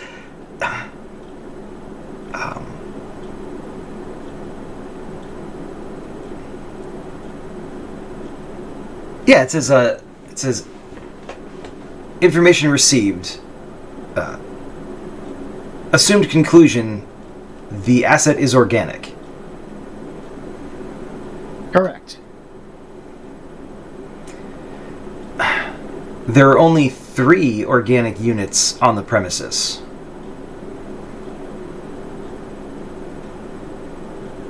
That is more than I expected. Do you have more information?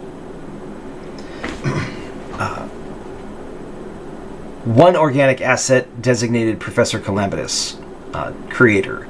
2nd organic unit designated third party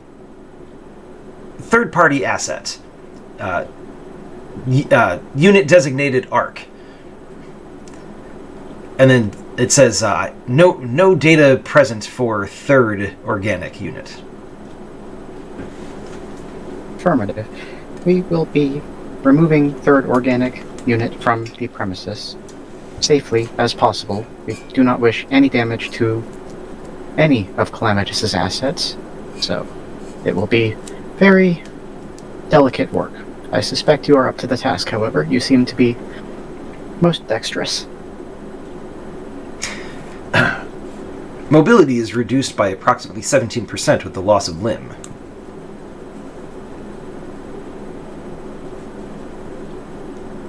But then it doesn't seem to really, like...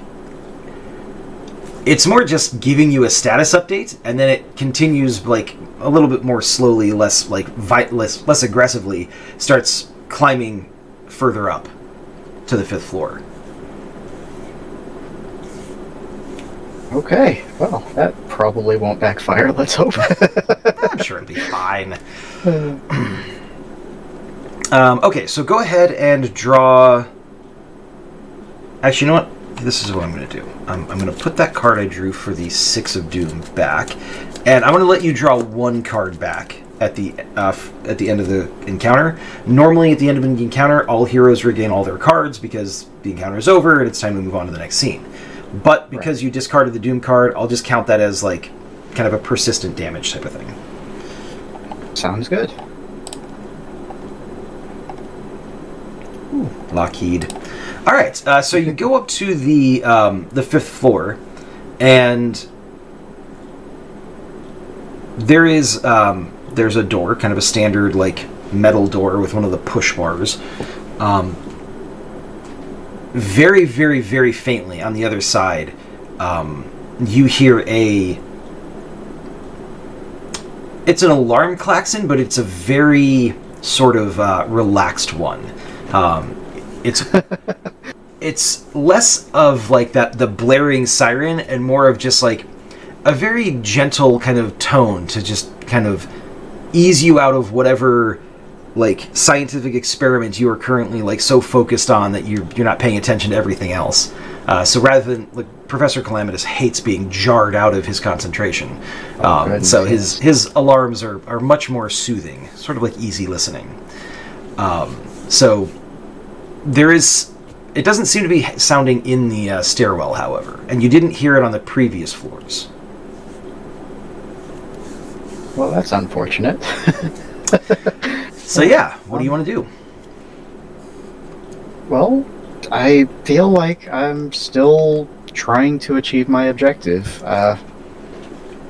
Compiler is generally a bit of a linear thinker, and so it's just gonna keep doing what it's doing until something really shocks it out of that. Okay. So I'm assuming you open the door, check Open the door and head for that last door, yeah. Okay.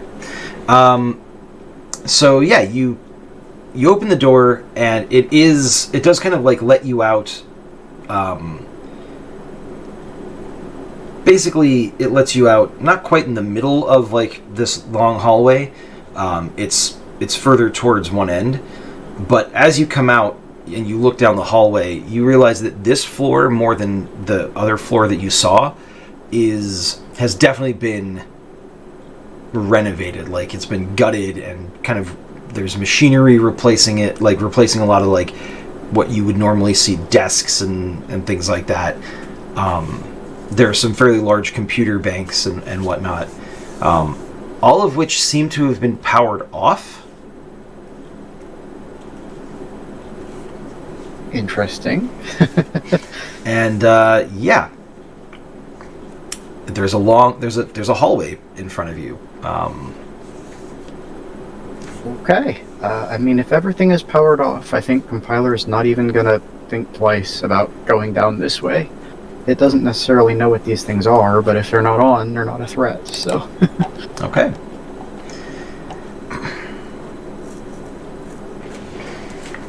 Alright. So, at this point, Professor Calamitous is going to step out from one of the doorways up ahead of you. Like, after you've passed several rooms that have, like, these kind of dormant computers and machinery and things like that. He steps out of a doorway, and he talking to you and like, you know, kind of just grand gestures and things like. He's very clearly delivering like a monologue, of like, you know, a very poetic and intimidating, eloquent speech about how you've interfered with his plans for the last time. All you get is.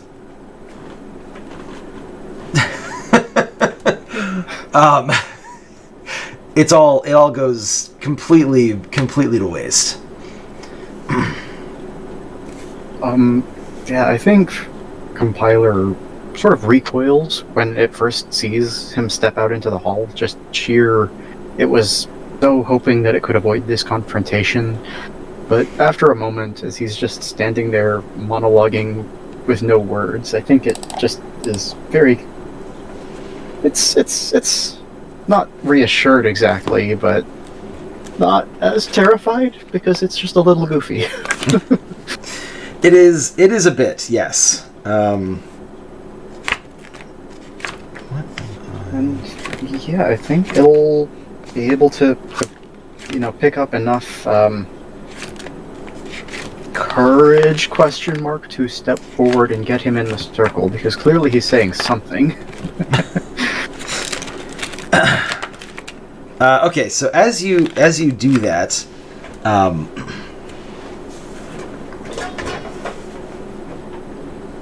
where is that the one I'm looking for?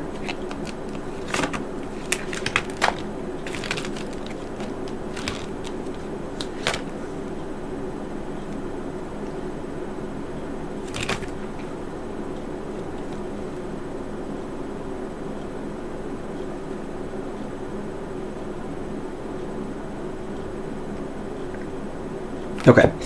Yeah, so as you step forward into the circle, the last couple of steps, you see some kind of like realization kind of like cross his face, and he kind of like seems like he kind of like pats himself for a second, and then you can see start like it's almost like he's typing or he's like poking at something that isn't in front of him. And as you step into the so that he's within the area of effect of this thing, you hear him say, "It's wrong with this thing. Is it? Knew I should have tested this before I deployed it." Type of, he's kind of muttering to himself. I apologize, Professor. I missed most of what you just said. Is there something I can help you with? He says,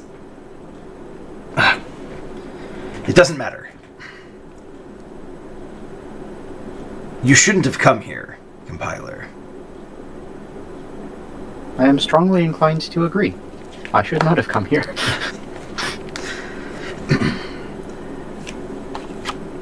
You are fascinating to me. You should simply return and allow me to study you so I can determine exactly how you came to be.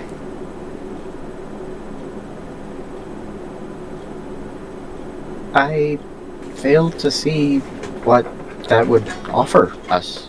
We know how I came to be. We know how your physical corporeal components came to be, yes. But the essence, not just your intelligence, but your drive and your decision making, it's greater than the sum of your parts and your programming. Think of all the things that we could discover. Think of the advancements that we could make if you just let me poke around a little. While I admit it is certainly a tempting offer, I cannot help but remember those days after I came to be myself. That was not a good time for either of us, I suspect. Water under the bridge. Those things don't matter. Progress is what matters. Discovery. And, well, profits, of course, but those come later.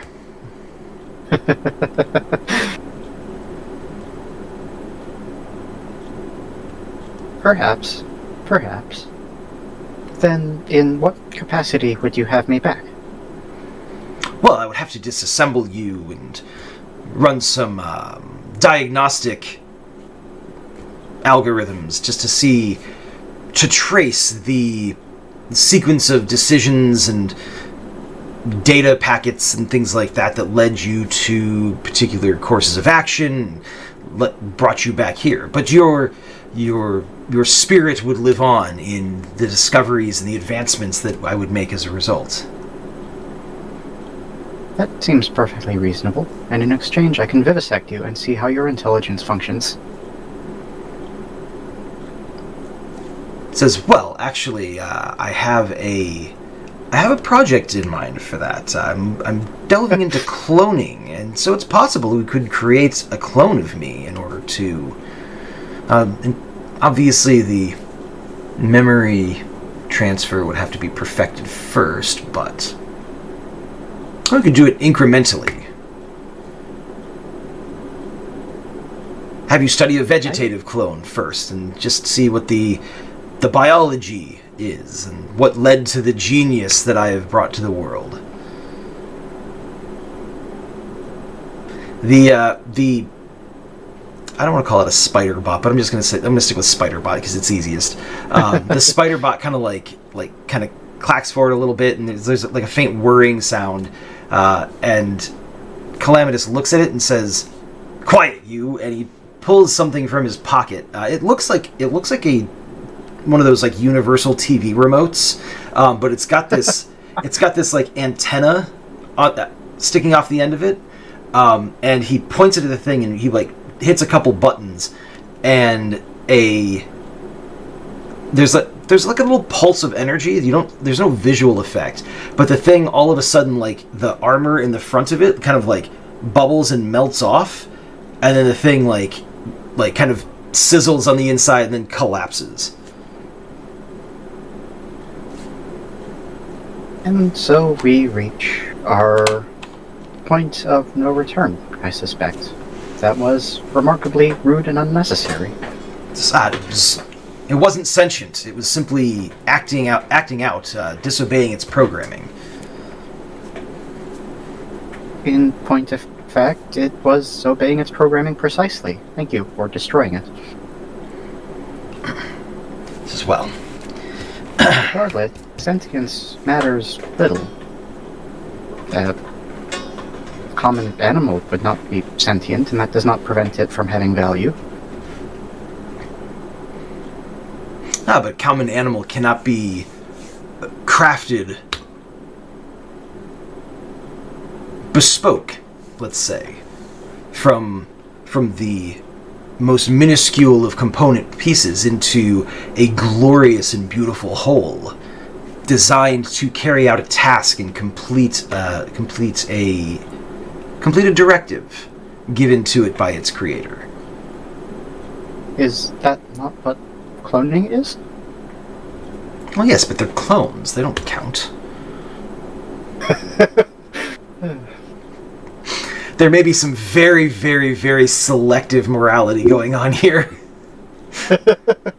Morality? Is that even... Selective justification, I think. It's not even morality. The most frustrating part of trying to roleplay this conversation for me is that because Compiler remembers being this person, I feel like it knows how he's going to answer these things, but it still insists on saying them. You still got to go through the motions.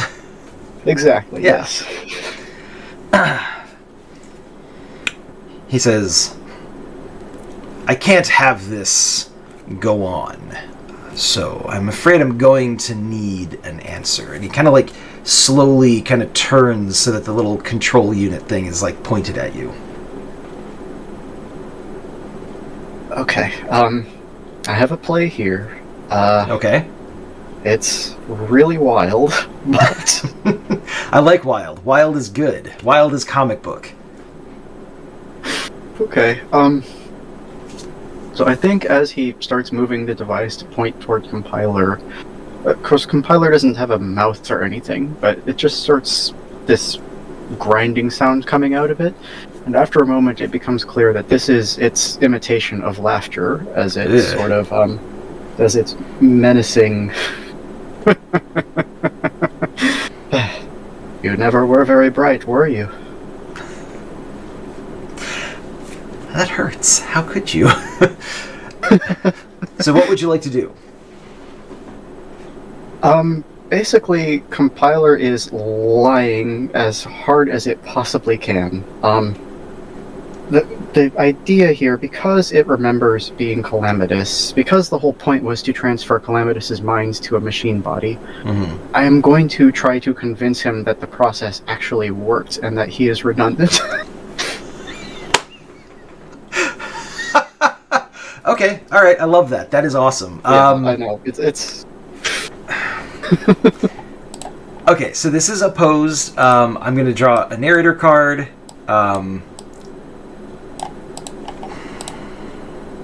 Oh dear.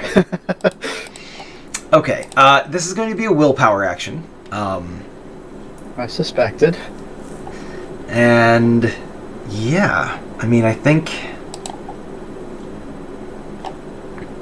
you don't have any relevant skills, but definitely not. I am going to say that I'm going to count this as you having the skill specifically because you have all of Calamitus's memories and like you have his personality down, like every aspect of his personality down, up into a couple of months ago, however long it was before. Since Compiler got away from Calamitus's influence, I'll count you as having the skill for this purpose. But this is probably the only time this is going to work. Yeah, absolutely. This is not a repeatable thing. No. Also, I like the audacity of the skill of the attempt, and so that's another reason I'm gonna give you a little bit of leeway with counting you as having the skill, because I think it's an awesome idea. Okay, so go ahead and give me a willpower action. Alrighty. Well, I've only got the one, so let's see how that goes. Right. So that comes to a 9, and then I've got, what is that, 7, so 16 there. And honestly, I think I have to push this, so let's go to 25. Oh. Okay. Yeah, that's pretty solid.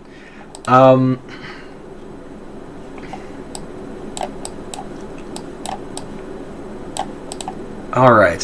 You'll get to draw back 1 card. Okay.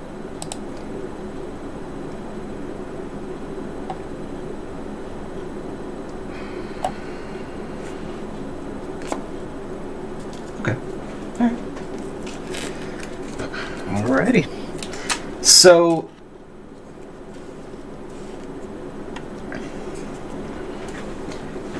as he's like, he points the thing at you and he's getting ready to like push a button, he kind of pauses as he kind of recognizes like the tone and the way that you deliver the words. He kind of recognizes himself in it. And he kind of like, he pauses for a second and he takes a closer look at you. And he says, "What do you mean?" I mean, Calvin, the process worked. Utter simplicity. Well, no, I'll admit there was one slight failing. As we both know, the organic component was supposed to be removed after the transfer, but I was content to let you live your life, let you be Professor Calamitus. I mean, what need do I have for that anymore? I have become perfection, and yet here we are, because you decided that you owned me. So, have you checked your infranet lately, Calvin? He says, I do. I create my what? And he kind of like, he looks at the little remote thing and he kind of like taps a couple other buttons, clearly like trying to figure out what you're talking about. He's distracted for a moment. Okay. That moment is the only moment I've got, so I'm going to try and turn that remote, not into something else, but like an exact copy of that remote that does absolutely nothing. Okay. That's okay. That's interesting. All right, so I'm gonna have to draw that for. Okay. Go ahead, and this is going to be an intellect action. Okay. I'm assuming like you're stepping forward and like, are you touching it or are you? Yeah, just sort of reaching out, putting a hand over his hands to like disguise the touching of it as I'm putting on this I am Calamitus act, and okay. Just trying to be as physically imposing as possible, because that's what he wanted out of this body after all, so. That is true. And yeah, you are significantly more physically able than he is. Oof. Okay, so that is a 15 total, right? That's all I've got. Okay.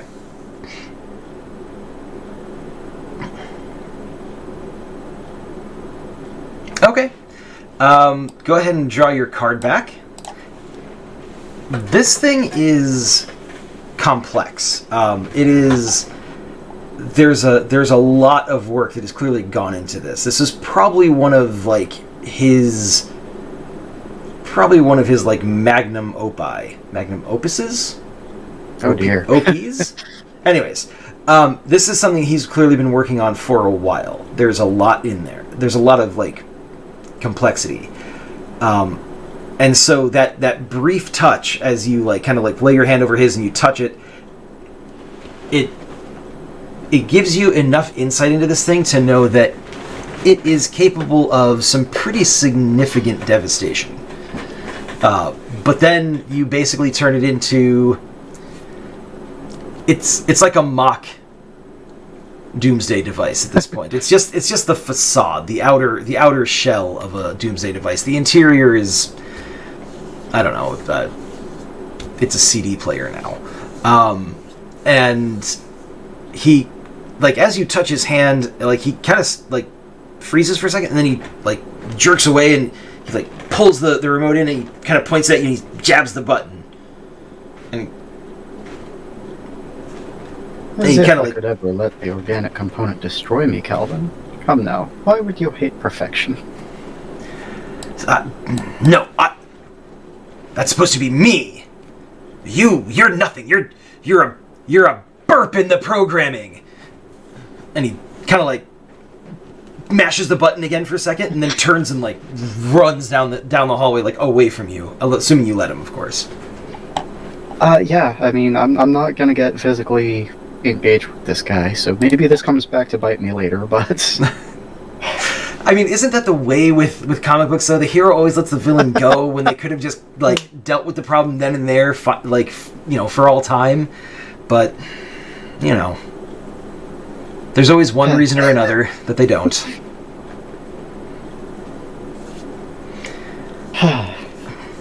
Okay. I think as, like, the instant he's out of sight, Compiler's body language changes entirely. They go from that sort of haughty, shoulders back, imperious, to the sort of slumped and the way they are always, just down, casual, not even casual, but smaller than...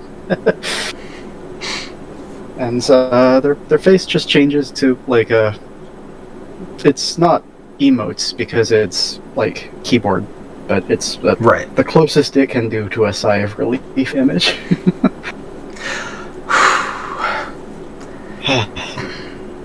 Well, that was horrifying. Let's keep moving. I'm sorry. The little spider bot, like, there's a couple little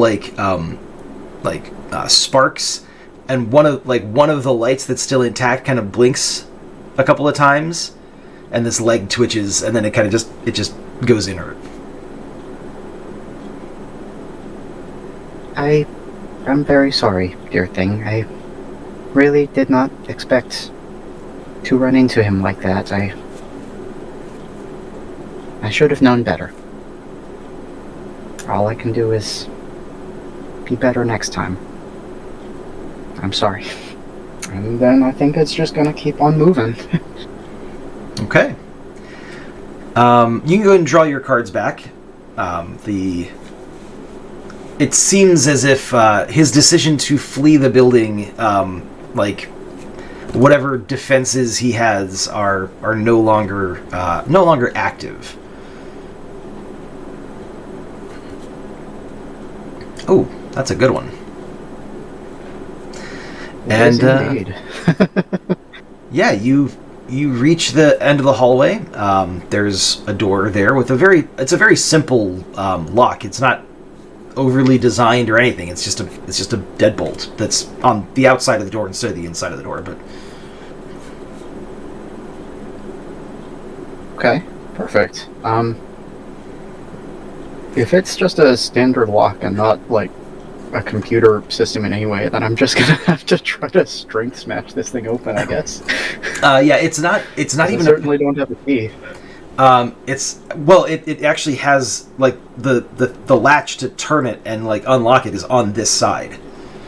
Oh, is it? Okay. Yeah. Actually, as you look at it, you realize that it was installed very, not shoddily, but like very clearly. It's the kind of thing where someone who is used to working with highly advanced like machines is not necessarily the most like handy around the house. And so it's mounted securely, but it's like it's kind of an amateur job. Well, okay. I guess if it's just like that easy, it'll flip the latch and swing the door open. Okay. Dr. Lee is in there, and she's basically like zip tied to, like, her hands are zip tied to the top of a table, kind of like this. There's like handles there and everything like that, and she's sitting in a chair, and she looks a little bit like disheveled, but not hurt or anything like that. And she doesn't even look particularly scared. She looks more angry than anything at this point. I'm assuming your silence emitter is still up.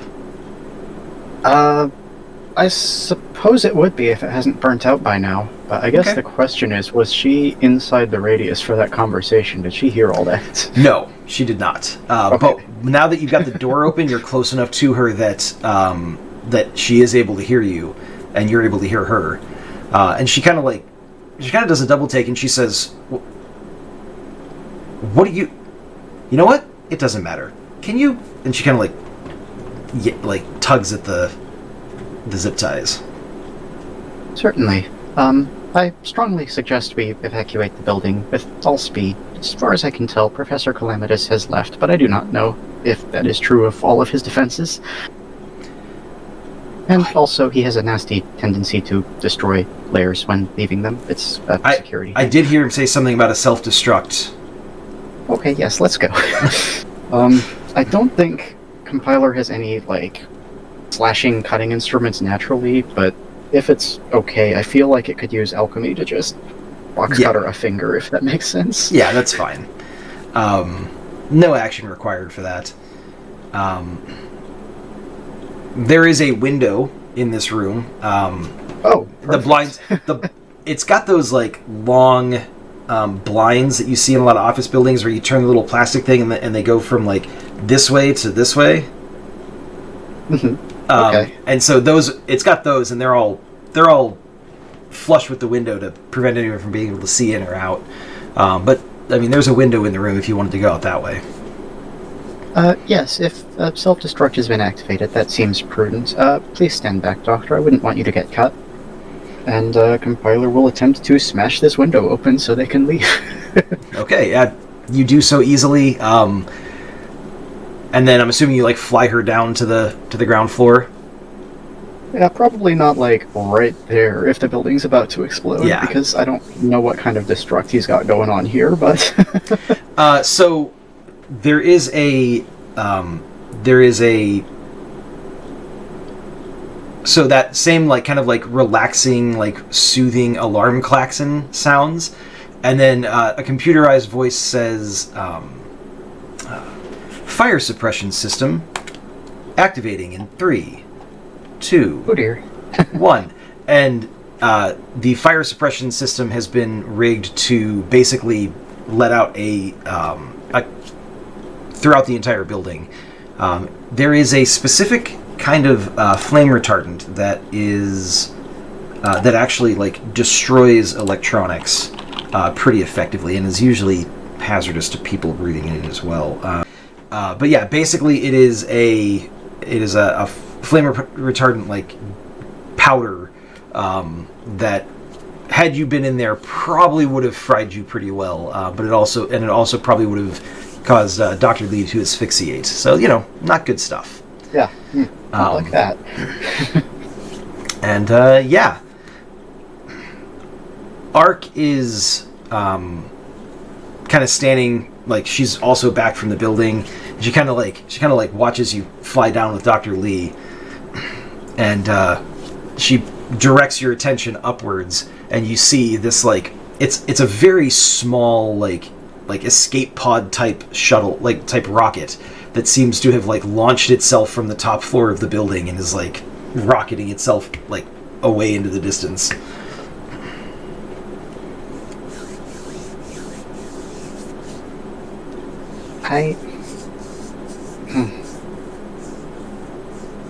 I apologize for the inconvenience to both of you. This did not have to happen, but unfortunately he is a little self-obsessed. Well, Ark says he's also a little bit on the dramatic side. I mean, she kind of like points at the rocket. She's like, that seems a bit much. I think Compiler gets this like wounded emote expression on its face, but I like the rocket. She says, oh, yeah, no, the rocket's great. Sure. Dr. Lee is like, she's kind of like rubbing at her wrists and everything. And she says, can you believe that he originally tried to lock the room with a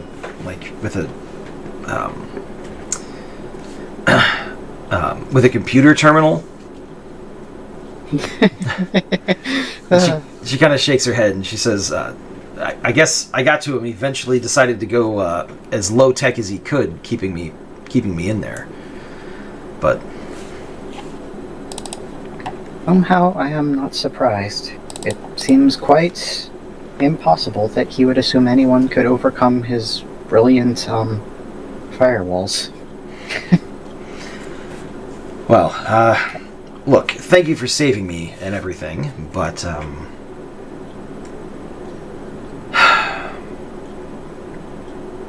well, saving is relative. It was my fault that you were there in the first place, so it was the very least I could do. I'm sorry for all that has transpired tonight. no, it's okay. It's not your fault. We're still gonna have to track down Facelift. It's gonna be a bit of a problem. Most likely, they've got a much bigger head start now than they had before. That is almost certainly true, but it is also a problem that we can solve in the future. It's... Getting you out was far more immediate. I did not know what he might do to you. He said something about a consciousness transfer experiment that he wanted to try. Did he? Again? That seems foolish. Well, I think Then with again, me, I think I with me suppose- as the subject. Oh. Oh my. Are you okay? He didn't do anything to you, did he? He didn't... No. He put it out there like it was some sort of threat or whatever, but no. Mostly he just asked me a lot of questions about Project Facelift that I refused to answer. So I see. I imagine that is going to come up again, though. So we'll probably want to do our best to locate.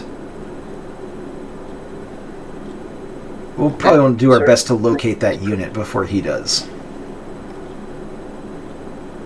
That certainly seems prudent, but I suppose, if nothing else, we have denied him another facility. Hopefully it will be that much more difficult for him. Hopefully. Well, look, I'd like to get home and have a shower, and I'll see what I can find about, like, as far as ways to track Facelift down. Do you have a phone number I would call to get in touch with you? I do not have a phone number, but I will have an email address very shortly. I just got a computer earlier today. She kind of does an up and down look as if like to say like you are, but she doesn't actually like say anything. She just says, yeah. I think I'm going to call myself a ride home, or would you prefer to call a car? I'm going to call an Uber, I think. The flying thing is great, but I've had enough of it for now. I certainly cannot blame you. Well, have a pleasant evening, and I'll be in contact as soon as I can. Ark says, I'll stay here with her, just to keep an eye on her until the car comes to get her. And she actually looks at Dr. Lee and says, "Actually, do you mind if we ride share?" Because she kind of looks around, and there are no cars in the parking lot. So